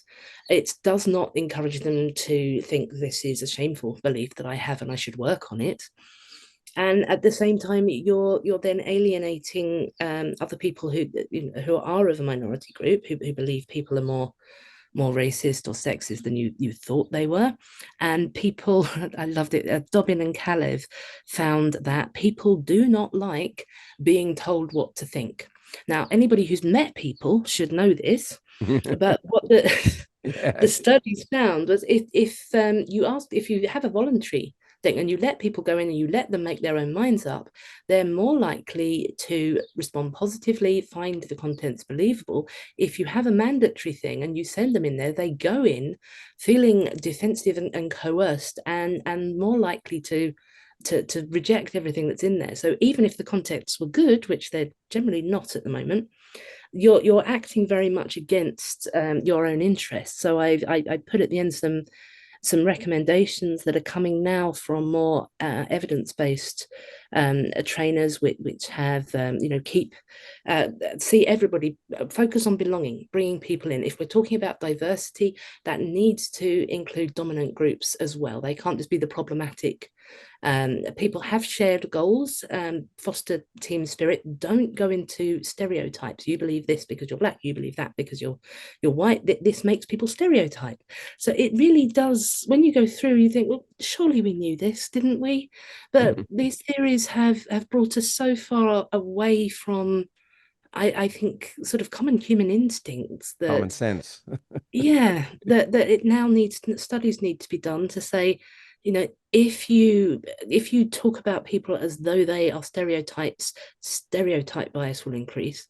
That's, yeah, that's what we're having to see You now. shouldn't have to say that, should you? You'd think you wouldn't have to say that. And you'd also think anyone who's been a parent, especially of a teenager, would recognize that telling people what to think isn't as particularly effective. Yeah. Um, okay, so then we move to I mean, the purpose of the book is to give people tools and the kind of tools that you've developed in your organization. So, But so the those were the next, knowledge sections. That those three are, here's your foundational knowledge. Then we move into principle and strategy. yeah, exactly. So we've done the knowledge and now action steps.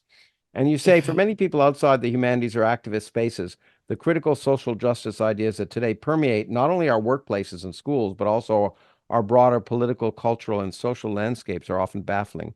This is because critical social justice ideas ignore accepted standards of evidence and reason and operate on their own logic. And it's hard to, and they focus on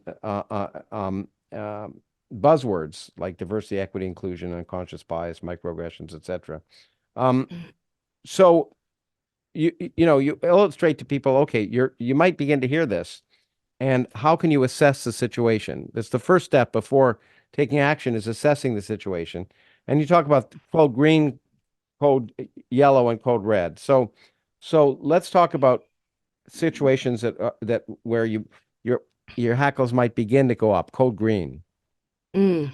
So that's when you have some language like equity, diversity, and inclusion, Hmm. but there aren't other signs that the company is going through, going down a critical social justice route. This is when I say to people to get more information, because what a lot of organizations are doing now, because they have to tick these boxes, but they really don't want to go down the critical social justice route, is that they will use some of these words, and then when you look into what they're doing, it's a thoroughly liberal thing which accords with the law. There won't be any prejudice or discrimination. Racism will not be tolerated. Report this here. Treat people as individuals. Work as a team. So if you don't be misled. Some of our clients saw some language and overreacted to situations which weren't what they thought they were. And if you do that at the beginning, then you're going to get dubbed a reactionary. You're going to be seen as less credible because you've tapped into a discourse and you've run with it. Now, if it is the start of a burgeoning problem, you still don't want to do that because you will undermine your credibility as the problem develops. At this point, say, how are we understanding these terms? What sources are going to be used? Is there a reading list? And if you then hear that, yes, there's going to be unconscious bias training based on the implicit association test. Yes, there's going to be Kendi and D'Angelo. Yes, this is going to be mandatory. Then move into Code Yellow. Yeah, the code. Yeah, you have the warning signs of Code Green, which we should say, which is your organization frames its training in terms of diversity, equity, and inclusion. Those are buzzwords, but as you point out, not they don't necessarily mean, you should see what they really mean. Your organization expresses support for organizations that promote critical justice ideologies such as Black Lives Matter, etc. Your organization requests optional DEI statements in job applications, and your organization's training is optional or strongly suggested, but not mandated. So those are warning signs. But we move to Code Yellow when the moment you know for a fact that your organization is subscribing to an unscientific and decidedly ideological approach to advancing diversity, equity, and inclusion in the workplace. That's the time it's necessary to take more assertive action. So maybe you want to talk about Code Yellow. So once your employer is saying that we're going to have this unconscious bias training, here are these trainers. They're based very much on this. Everybody is socialized into racist and sexist and transphobic views. Here are our sources, which are all entirely critical social justice. No other scholars on race or racism at all. Then this is when, if you can, and ideally you can, is that you take more direct action, and you say, it's great that you are focusing on anti-discrimination policies. I am concerned about the bias here. Here is evidence that this the IAT has been largely discredited. Here is evidence that UBT, the unconscious bias training, doesn't work. These theorists all come from one a school of thought. You're missing out on a lot of other, say, if we're in the grounds of race, they have something perhaps from Thomas Chatterton Williams, from John McWhorter, from Thomas Sowell as well. You don't want to give everybody the impression that everybody agrees with Ibram X. Kendi and Ta-Nehisi Coates. And then you, in a very cooperative way, as though to try and, because very often the employer doesn't know exactly what they're signing up to. We've had a ridiculous situation where one of our clients was accused of being a conspiracy theorist because he said that Robin DiAngelo says that it's not possible not to be racist, and Ibram X. Kendi also, for white people not to be, and Ibram X. Kendi also says there's no not racist, there's only racist or anti-racist. And that's a straw man. It's right wing speaking points conspiracy theory. It's it's right there. This is what the training is based on, but employers very often don't know. They just think it's something much more liberal and inclusive than it is. So at They this think it's the point, right thing to do. They once again they don't like the word. They like the word social justice. They like the words yeah. diversity, equity, inclusion, and therefore, So if there's someone who's produced a pamphlet on how to do it, why not do it? That's basically. exactly. So this is the point. Don't overwhelm them with information, as you might think from the list I just gave, but go in with a short email. Raise, say, 3 concerns that you have, and give some evidence for why you have them, and then close down by saying, I want to help with this, address any discrimination that's going on here, but I'm concerned about how this is being done. And that's sort And of, you yeah, can code get yellow, firmer. and then we get to code red, where they're really it's the train has left the station, and I guess I'll read your opening paragraph. If your organization is threatening disciplinary action or other penalties against individuals who articulate principled opposition to critical social justice ideology, this is an urgent situation that requires immediate action.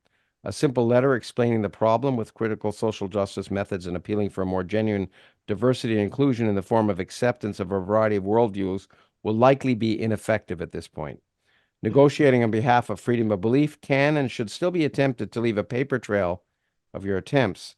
But if there's clear evidence that your organization knows exactly what it is advocating and is committed to openly enforcing compliance with it, doing so is likely to be very difficult and needs to be handled with great care.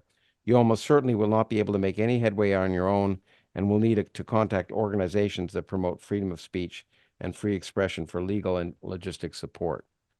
Yeah. Once you're into an organization that is fully captured and run by activists, the best you can do at this stage is to register your objection if it's safe to do so. It might at this point be better to keep your head down and job hunts for a while, and get support from relevant organizations. Of course, we have the Free Speech Union, and we have the free speech officer in universities. So trying to source out who could be of help to you at this point, and make your own principled and knowledgeable objection clear and put it in writing.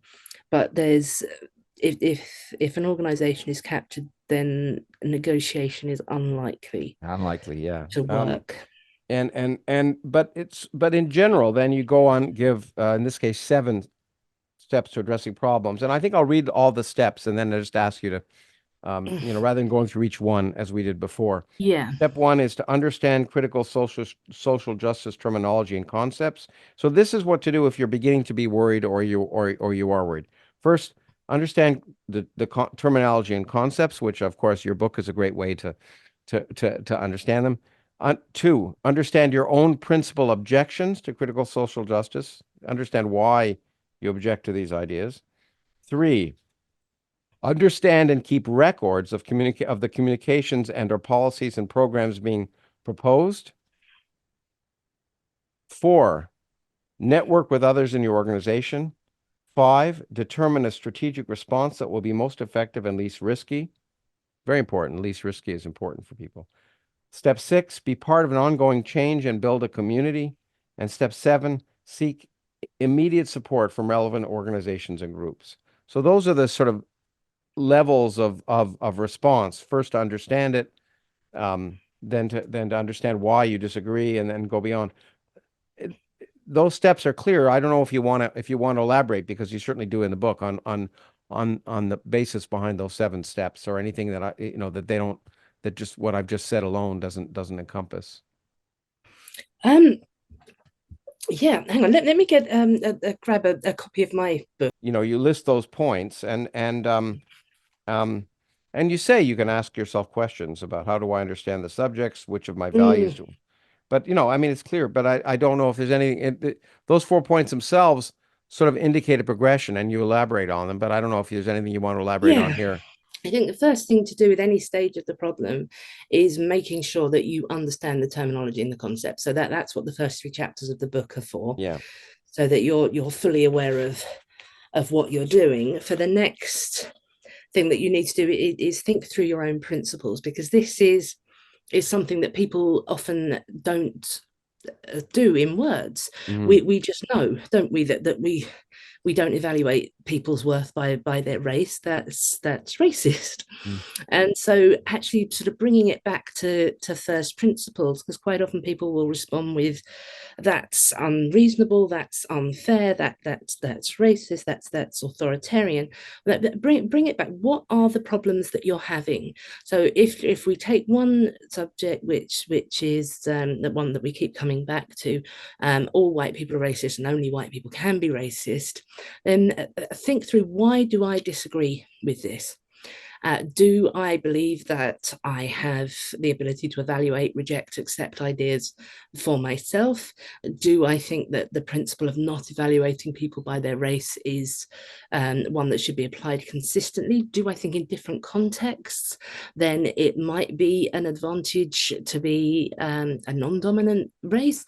So sort of looking at these, and I argue for people to almost write a constitution of yourself, so that you have thought through your own principles, and you have them at the tip of your tongue, so that you're not reacting defensively with, no, that's not true, I don't think that's unethical, and instead saying, I understand that you believe this, but I hold this view because I am a liberal, a Christian, a conservative, a socialist, whatever you are. These are the views that I have, and of course, the good thing with constitutions like this as well is that they can have amendments. And I'm thinking of writing a book about writing a constitution of yourself anyway, because people tend to slide. That Mhm. if you haven't thought your views back to the first principles and you're reacting to things, then of course your motivated reasoning and confirmation bias comes in, and you can, with the best will in the world and while trying to be consistent, you can find yourself evaluating things differently. So I have quite a long section on, yeah, on understanding your own principles and sort of prompts for people to go through and Absolutely. to think. Mm? Yeah, and the next chapter is specifically writing templates for addressing this. You see, there are two distinct situations in which you might need to put pen to paper to talk Mm. about your principles. The first involves writing a letter of objection or concern regarding training or policies on critical social justice, and the second involves crafting a DEI statement for the purpose of a job promotion, grant, or application. And you provide these templates, which can help you gently, well, we'll talk about different levels, but initially gently raise your concerns, and the guidelines you should use for raising your concerns show that you're familiar, show that you fully support anti-discrimination policies, etc. And then you provide templates for actually writing a DI statement where you're not lying, but you're knowing how to frame what you believe in a way that seems to confirm the a priori beliefs and ideology of DEI, saying things like Yes, I I mean strongly, that's subterfuge essentially. That one.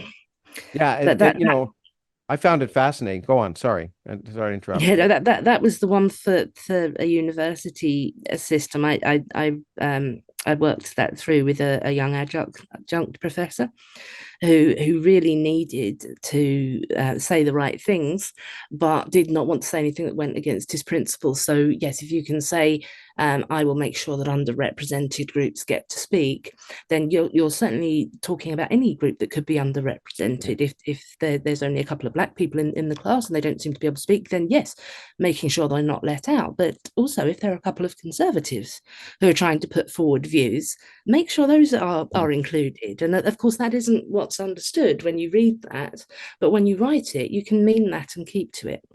Yeah, let me give you some. I thought these statements you put down are brilliant, so I want to read them. If you could, because they resonate, as you point out, and are famous in University of California, that simply saying you treat everyone the same regardless of their background, and you supervise students of any gender, that puts you on the lowest on the list immediately to be rejected. That's what people are shocked by. You'd think that that would be what you'd have to say, so you have to figure out a way to say it um, uh, to say it more carefully. You could choose to lie, which some people do, or you can choose to.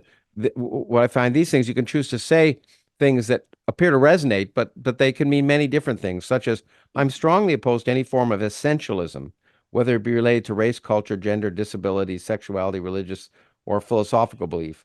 And because essentialism is a word that the critical social justice people like to use.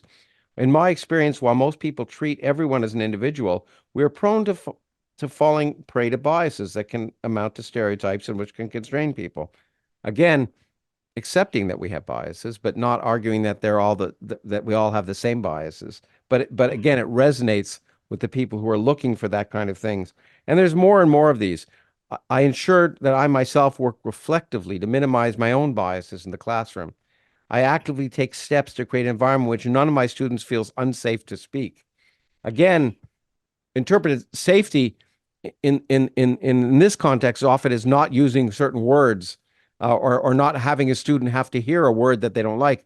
Whereas in this case, it can be, unsafe can be, in your case, can be, a conservative person speaking who may feel unsafe to speak and encouraging that. So it's a wonderful set of templates that people can use, but that leads you to the next chapter, which is choosing the best personal approaches for combating critical social justice with a bunch of case studies. And obviously, we're not going to go through the case studies here, but you talk about four different approaches, actually five different approaches.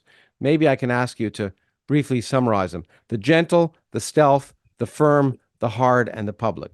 It's going from the Yeah. gentlest to so why don't you go talk about that transition of approaches, Well, I how you think might that use it. this stealth one, it is the the gentlest in that you're not actually doing anything.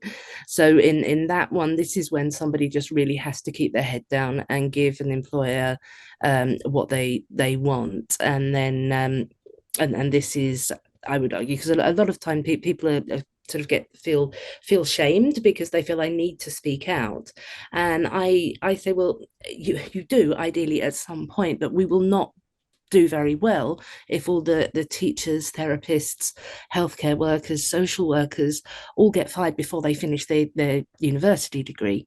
So Yeah. if you have to keep your head down at this point to get through, to get your qualification, and then bring your principles into the therapeutic profession, the social work profession, the teaching profession, keep your head down and do that. That's stealth. So that's what we did with a couple of people, so that they had those kinds of statements. They didn't say anything that they didn't believe was right, but they also they lived to fight another day. And the gentle approach, the most minimal approach you can take, because people feel like they either have to buckle or throw themselves on the grenade.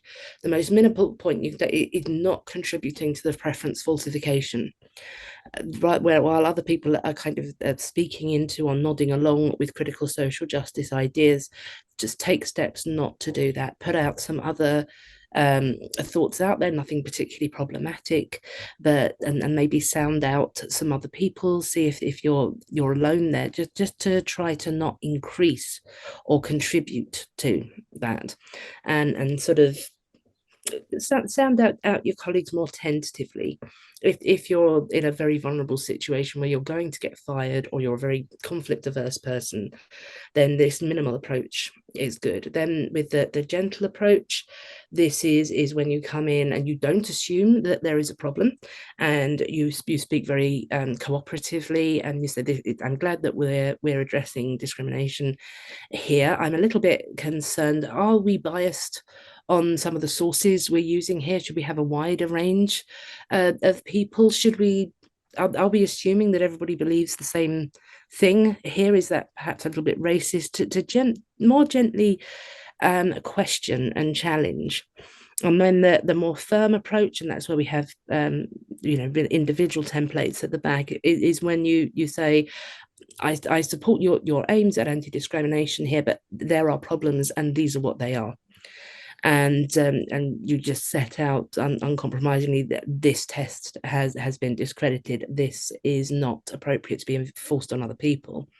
And the hard approach is when you get very assertive about this and say, this is an unacceptable denial of my freedom of speech and belief, and you need to stop imposing views on other people right now, and make some very specific asks. This is something that we always say to people to do, because if you get waffled at, you can kind of lose the track here. He's like, no, I want your confirmation. We're not having unconscious bias training. Training will be mandatory. It won't be mandatory, it will be voluntary. We will not be separated into affinity groups by our race. So these three things, and keep repeating that and push for an answer to that. Of Is that course, the firm or the hard? That's the firm approach. that's the hard. Oh, that's the hard approach. Yeah, at firm, you're still, here is the problem, but I'm assuming that you're going to address Oh, it I when see it's it. And clear that hard is there saying you isn't. must address it. So Yes, you have not addressed this, and now I must insist that you do, for my own rights, employees' rights, general running of the place. And then if you get into the public, this is when people have either accepted that they're going to lose their job, or have already lost their job. So we had a few clients go public. Of course, a lot of stories just aren't of enough interest, because it's been a lot of back and forth with emails, and yeah. but sometimes it has been. So we had one of our black engineers who was being pushed into anti-racist training that he found insulting, and he didn't want to be racialized at work. He spoke to the Telegraph. We had one of our firemen. Did that help, He by the way? Did that Mm. speaking pub I'm assuming these are success stories. When he spoke to the Telegraph, did it help or did he get fired? No, I mean these are the ones that aren't success stories. By the Mm. time people go public, Mhm. I mean this man, and actually I think I misrepresented that because he went public, but anonymously. He was pointing out Uh, the problem. People could uh, work out the employer, but not uh, him. oh, And he, in the end, went to a different job because he'd attained a high position in his company, and then the company announced that they were going to try to promote more black people into that position. That would have damaged his CV, so he moved to a different company. uh, okay. And one of our firemen, he went public because he'd really been targeted by an activist group for being conservative. But all he had actually said at the beginning was, these reports of racism in the organization are serious. Please give me evidence of them so I can help you fight them. And that apparently showed that he would not respond as well in an emergency to black people as he would to white. So they got him on losing his temper in the end, and that's why we also say in the book to be very careful not to lose your temper, because once you have problematized yourself, and of course the accusations that he might essentially let somebody burn to death if they were the wrong race Mm-hmm. was really far too much for him, and he left the room to avoid losing his temper, and he headbutted a locker on the way out, Mm-hmm. and so leaving the meeting, damage of property, and they got rid of him. And the other two in there are people that you can find easily, which are Jodie Shaw's case, where she went public. She was a counterweight client, and Elizabeth Spivak, whose case was dealt with by fire when she designed a social. Well, one of her students designed a social psychology test that included the Black Lives Matter movement, wanting to look at responses to it if it was presented with quite emotively negative words, and she was then dubbed a white supremacist, even though she had been very active on social justice issues and had not quite realised the problem that was arising in it, and thought and understood it as a more liberal and inclusive thing that it was. But that one, including that one image in that study, and even the accusation against Elizabeth was that she included an image of Black Lives Matter while being white, and it wasn't even her study; it was her student's study, and her student was black. But the narrative still built up around her. So fire um, helped Elizabeth not to be fired. She's still in her tenured position, but the narrative about her, which is so far from the truth, it's ridiculous, continues, and her stress levels are extremely high. So Yeah, you can say that you win in but you some don't. cases. No. Yeah, you win a battle, but you lose the war. And I mean, it's hard. As we were talking about before, we even started. It's hard when people are labeled in the modern world, especially when people who are the most vocal are willing to continue to label them, even if they're a very small minority. It's hard to overcome that. In fact, that leads us to essentially the last chapter, which is dealing with what you can do, and it's dealing with troubleshooting. And you talk about three challenges. So I thought we'd quickly talk about the three challenges, and then move on to actually something more optimistic, I think. Anyway, challenge one. You made a principled statement of concern about critical social justice ideology in your organization, but you've been met with outright rejection or radio silence by your employer or school, and you continue to receive official communications based on critical social justice ideology, and to be encouraged, if not required, to attend mandatory training based on critical social ideology. So, how how do you deal with that challenge?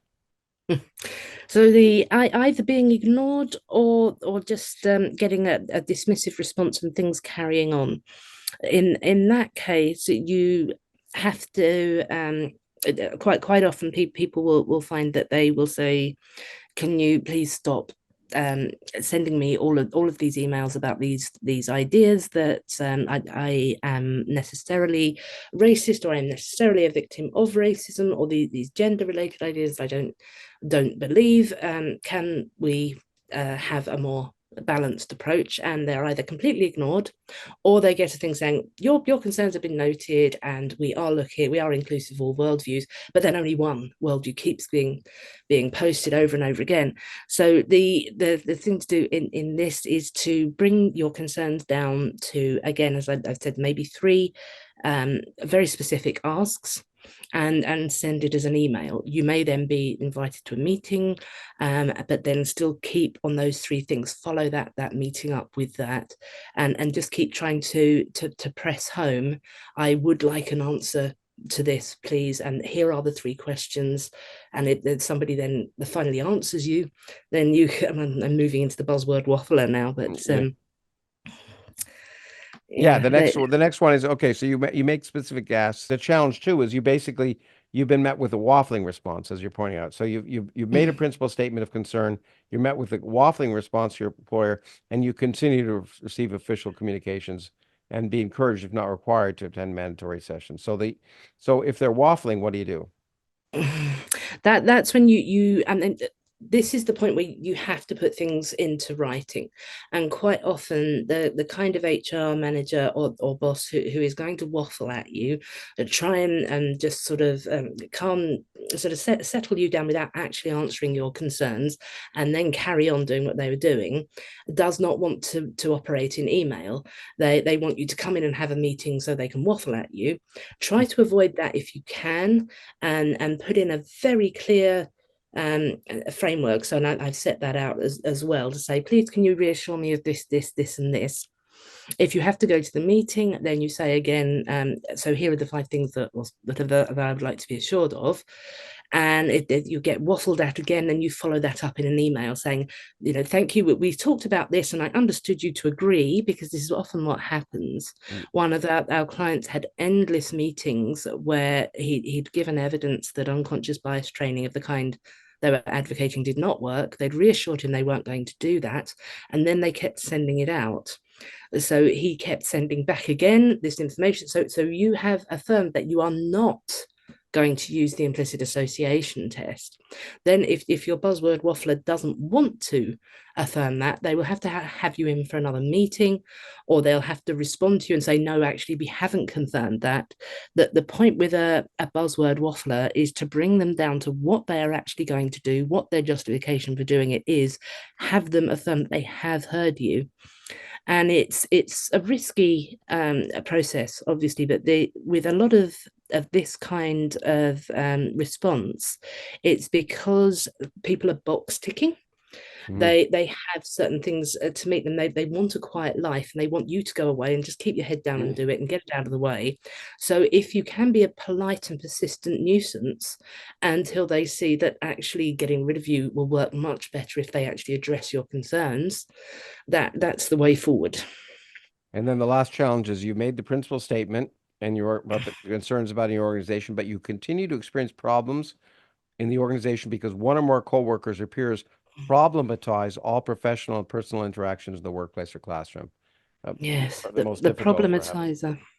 Yeah. The problematizer is the code red of problems. The problematizer is somebody who is usually very familiar with the theories and the activism, and who is skilled in sophistry, and they have you in their targets, and they're going to find a problem with anything that you do. This is the person who is waiting for you to say something like pregnant women, so that they can point out that trans men also get pregnant, and that you need to challenge your assumptions.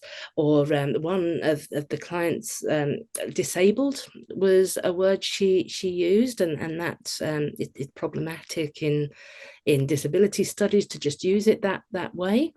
Another one, there wasn't even anything subjective he could do, but he had asked out. He was a white man who'd asked out a black colleague. She'd said no, she wasn't interested in that way, and there was a little bit of awkwardness for a while, but they never mentioned it again. The friendship resumed. They worked happily together, and then a problematizer came to the organization, and on learning that this individual had asked out this other individual, decided that he was a sexual predator of some kind. He had literally I saw the email that he sent her. Would you like to go out for a drink? Just if you Yeah. don't, just say I won't raise it again. I know it's a Yeah. bit awkward. And she said, oh no, sorry, I don't see you that way. That was it.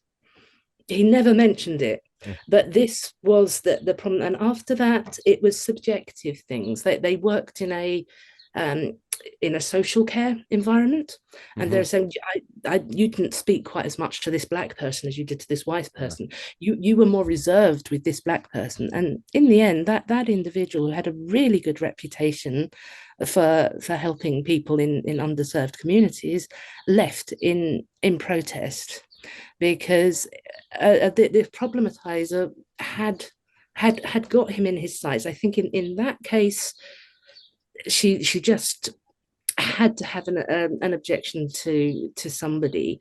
In the other case, the woman that I was telling you about, um, who had got into trouble for using the word disabled, Mm-hmm. it seemed very much that the problematizer wanted her job because it drove the woman to having a breakdown and took that position in the end. So it's very, very What um, I've seen this happen, and directly, and it. I guess that I have a question that isn't in the book, but right now, this kind of problematizing is always almost always rewarded. You can always find a way to say, well, that person spent 5 minutes talking to that one, and when this person came, you spent 2 minutes, or I didn't like the tone, or whatever it is. Those get a response from HR, and or whatever, and there's almost never any negative consequences of problematizing. Um, and I don't know what the resolution of that is. I mean, I think the bottom line is that false accusations should be you should be confronted and have consequences as well as real. But even attempts to make an environment less pleasant should have some consequences, but they don't. And Yeah, I mean that is the problem with the problematizer type. And I've since I came back after being unwell, I've been working with employers mhm, rather than employees, and they hate the problematizers just as much. So that there are things that we can do with this. We have a very lengthy code of conduct, a thing which includes not being charitable to others, not imposing your ideas on others, and then a complaints form which really requires people to fill in evidence of something, not I had this perception that the way that she asked me if I wanted a cup of tea was a bit abrupt because I'm black. This kind of I think so. So that there are ways to put a raise, but you need the employer to do that. And that's the problem. And even for the employer, it can be quite difficult. But I am yeah. working with employers on doing that. Oh, that's For great. an employee, it's the same principle as say a social media dogpile. Mhm. If you are problematized for something, you either say nothing at all, or you make one principled statement, short, so this is not what I meant. This has been misinterpreted, and my views are this, and I'm not going to respond to accusations of things I don't believe. And then you do not put any more blood in the water, because as we know, as soon as people start apologizing or trying to Mhm. explain what they meant, then there's something else traumatized. Yeah. And that is exactly the same principle in the workplace. Very often, the woman I mentioned who ultimately had a breakdown was a very genuine and sincere person, and she was horrified by the things she was being accused of, and she felt she had to defend herself. And that then she would get tearful and upset. The manager was having difficulty seeing who was the problem, because they had one person saying, "Oh, this attitude is happening," and then Mhm. somebody else in tears. And again, with the firefighter I mentioned, he was needled into to such an extent that he did shout, he did thump his desk on a Yeah. table, and he did walk out of a meeting. So then, trying not to do any of that, trying to um, stay very, very calm. And this was something another emergency services personnel um, manager sort of worked out, that it went against his will, because he's used to responding to emergencies, to not respond. And so rather than seeing himself as capitulating to it. He imagined himself as a rock standing tall amid a sea of nastiness. Hmm. And he was able to kind of go to that image and keep himself very calm. And then in this sense, when the problematizer was raising issues that were completely ridiculous over and over again, it just responded with a very short statement of saying, no, when I used the word stupid, I was not being ableist. I meant that was a bad idea. I'm not defending that any further, and leave it there. And this ultimately the best you can do so that your manager can see that the person causing them problems is the one who keeps bringing up these vexatious complaints all the time, and all you are doing is saying, no, I don't believe that, you have misinterpreted that, I'm not defending myself on the grounds of something I don't believe, in a dignified way. Hmm. And that can tip the balance for the manager to see who the problem is. Have you Whereas thought if everybody's getting upset, yeah, then it gets messy. it gets messy, absolutely, and it's hard. And as you say, most managers just want it to be get over with Yeah, and move on. I was wondering, I mean, this book in some sense is for it's for people who are subject to this and employees. Have you thought of writing a book for managers? that's what I'm on at the moment, because Oh, I'm great. working with a few. I'm not actually writing a book, but I am, because that book comes from the pathways and guidance that we developed in Counterweight for Yeah. employees. So Uh-huh. I'm now developing a lot of policies and codes of conduct with employers. Oh, So that's at great. some point I will adapt that into a book as well. Well, that's great. That'll be wonderful. I'll look forward to it. I think it'll be very useful because they're often, in my experience, it's the heads of the organizations that are problems because they would rather virtue signal and capitulate rather than to deal with what's really happening. And so even if they don't believe it, the example I often give is a friend, a guy I knew, Francis Collins. He was the head of the National Institutes of Health, and he stated, biomedical research is racist. And of course, he really didn't believe it because if he did, I said, well, why didn't you resign? If you've been head of an organization for 20 years that you know is racist and you've maintained that, then if you really believe that, you should resign. But the statement was what he wanted to make to try and stand, get in front of the and be a long, virtue signal that he agreed with claims of Yeah. people. And so managers, especially at the highest level, university presidents and heads of scientific organizations are often the biggest part of the problem because they'd rather say the right words and rather than think about the right actions. And yeah. Yes, I think this is a stark difference that I'm glad you've given me the chance to point out between a university setting and an employment setting. Hmm. Because when you have people at the highest points of academia, what they are essentially selling is ideas. Now, ideally, there'd be rigorous ones, but if they're in this realm of critical social justice, then that is their business. But when you get over to employment, the people who own businesses do not tend to be committed critical social justice activists. They're usually practical people trying to get a productive and harmonious workplace Hmm. to work. And so that this is why some of the sources that have come out for employers in the last year have been very good, and they have sort of been focusing against taking on these kind of policies, and employers are moving away from it. Well, that's So that's a perfect segue to the last chapter, which is the optimistic part, the fall of critical social justice. And I don't know. I mean, I have a pre-publication volume, I think. Yeah, it's out in the advanced UK, review but not copy. in the US Yeah, now. I don't know if you were able to include it, but one of the things that's happened that's been announced in the last 2 weeks, so maybe you haven't been obviously, but as you know, that at least 12 major universities are now come out and said we're not going to have DIE required statements. So this is happening, Yes. uh, it's happening in a wide variety of places, and of course sometimes it's happening for the wrong reasons. You see a government mandate that universities can't do X, Y, or Z.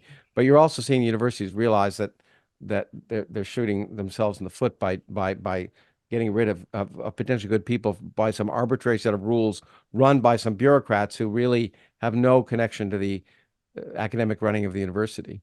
But Yes. but you point out that it is that the postings are going down, that there is a sort of a movement against it. Do you want to comment on that at all?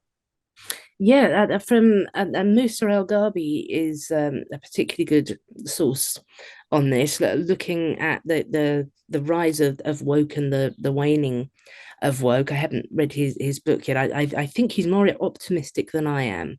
That Fire as well has particularly good stats, which are less encouraging. But Yeah, what the pattern seems to be in the UK and the US, particularly the US a little bit ahead of the UK, is that in about 2015, as so many have commented, the language of anti-discrimination moved from civil rights discourse, which can include things like regardless of race, gender, yeah, sexual, and into the language that we recognize as critical social justice. yes, This hit a peak in 2020, and from 2021, it's been coming down in various metrics. So, what papers are being published in universities. There seems to be less focus on the critical social justice scholarship now. What communications from employers, management has less of the language in it. The output from companies has less signaling. The uptake of DEI programs has dropped a little. The mainstream media is not is focusing, has less of the buzzwords in it, and is starting to write some critical pieces. And so social media seems to be calming down a little as well. There's been a change of tone on there. Public opinion has certainly changed, particularly in the UK. It seems to be staying more steady in the US, but the UK move from understanding woke as a good thing to a bad thing has certainly increased. So we're seeing that waning, which doesn't mean, I mean, it took 5 years to get there, and mm, I would say a 10. We saw it in 2013 on university campuses, yeah. but I saw it in the literature in 2010. So we can expect it to take some time to go as well, particularly as a lot of companies and universities that are committed to certain programs. So we can see it wane, but it's gonna take some time. And unfortunately, it doesn't seem to be waning in Canada, and Yeah. in Northern Europe, it's starting to rise. Yeah, no, it certainly now that I live in Canada, I'm seeing it there. But I think it's my wife often reminds me often gets worse before it gets better. I think the challenge, I see it waning, but the challenge, and I want maybe you could comment on this, but um, a friend of mine, actually a Nobel laureate physicist, once said that the U.S. government still has donkeys left from the Civil War. Once you create a bureaucracy, it's very hard to dismantle it.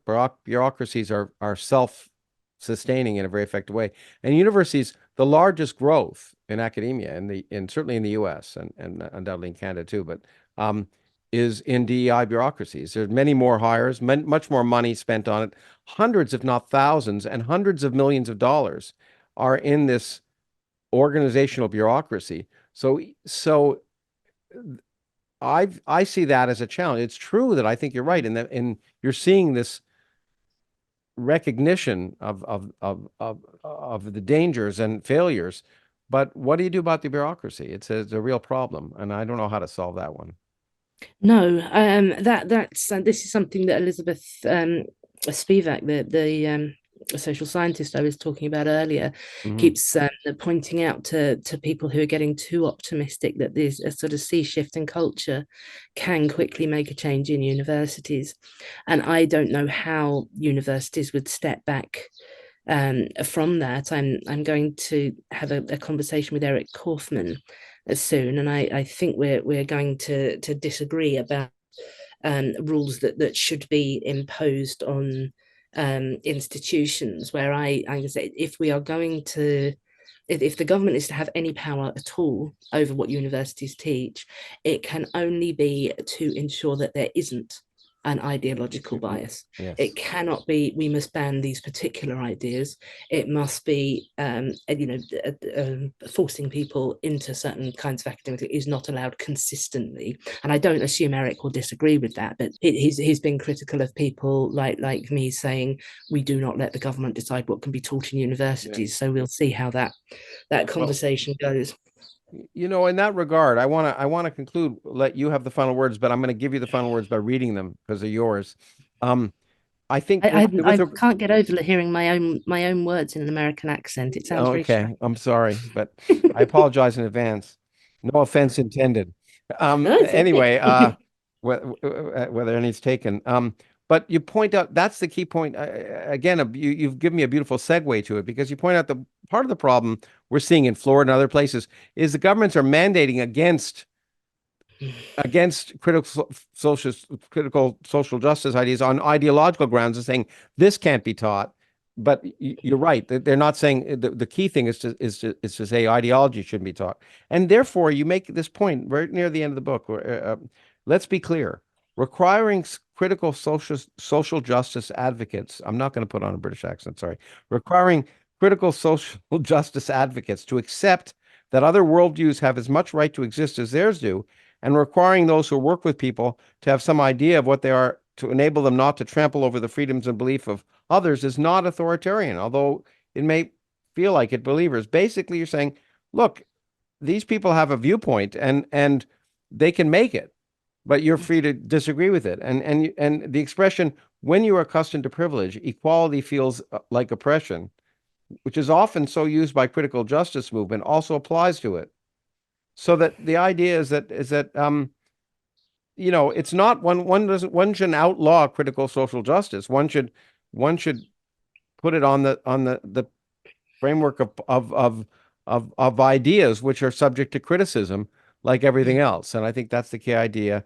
And I love your last paragraph, which I'm going to read. Well, last paragraph before you get to the glossary and things like that.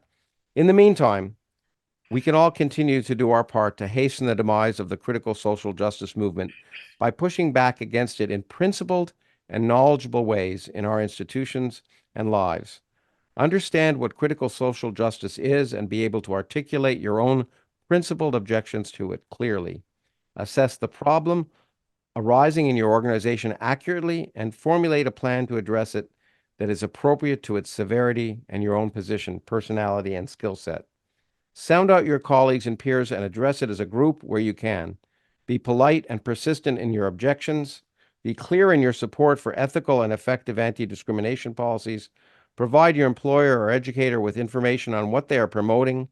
Keep records of all communications and leave a paper trail of your own. Genuine, knowledgeable commitment to the political ideology of critical social justice is relatively small. By taking a principled, informed stance against it yourself, you will embolden others to do so. As others work to address the problems from the top down, whether on legal or institutional levels, join the groundswell of people pushing it out from the bottom up. Be part of the counterweight. Thank you. And it's wonderful that you are not just a part of the counterweight, but someone who so eloquently and gently and knowledgeably discusses these problems. And that's what I've always appreciated about you. And it's been such a joy and pleasure to be able to have this conversation. I hope I've represented your views when I have accurately, and I certainly encourage you to keep up the good work. And as I've said before, in this program, my late colleague, Steven Weinberg, who is a Nobel Prize winning physicist and a vocal atheist, would say, you're doing God's work. Thank you very much. It's a pleasure. Thank you, Lawrence. It was really good talking to you. I've really enjoyed it, and I hope people are empowered, and I hope what we haven't gone through are some of the templates, but it's a great place for people to look at suggestions for how people might actually write, and as well as learning about the ideas and learning about the threats. So thanks for having this conversation with me, and keep up the good work. Thank you.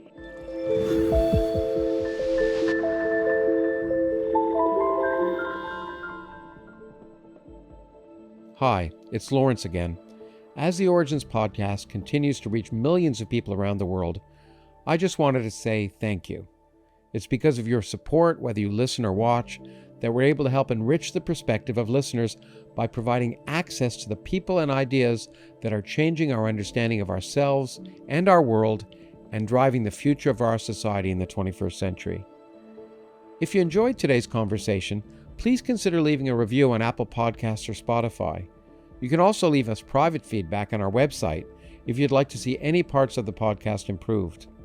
Finally, if you'd like to access ad-free and bonus content, become a paid subscriber at origins-project.org. This podcast is produced by the Origins Project Foundation as a non-profit effort committed to enhancing public literacy and engagement with the world by connecting science and culture. You can learn more about our events, our travel excursions, and ways to get involved at originsproject.org. Thank you.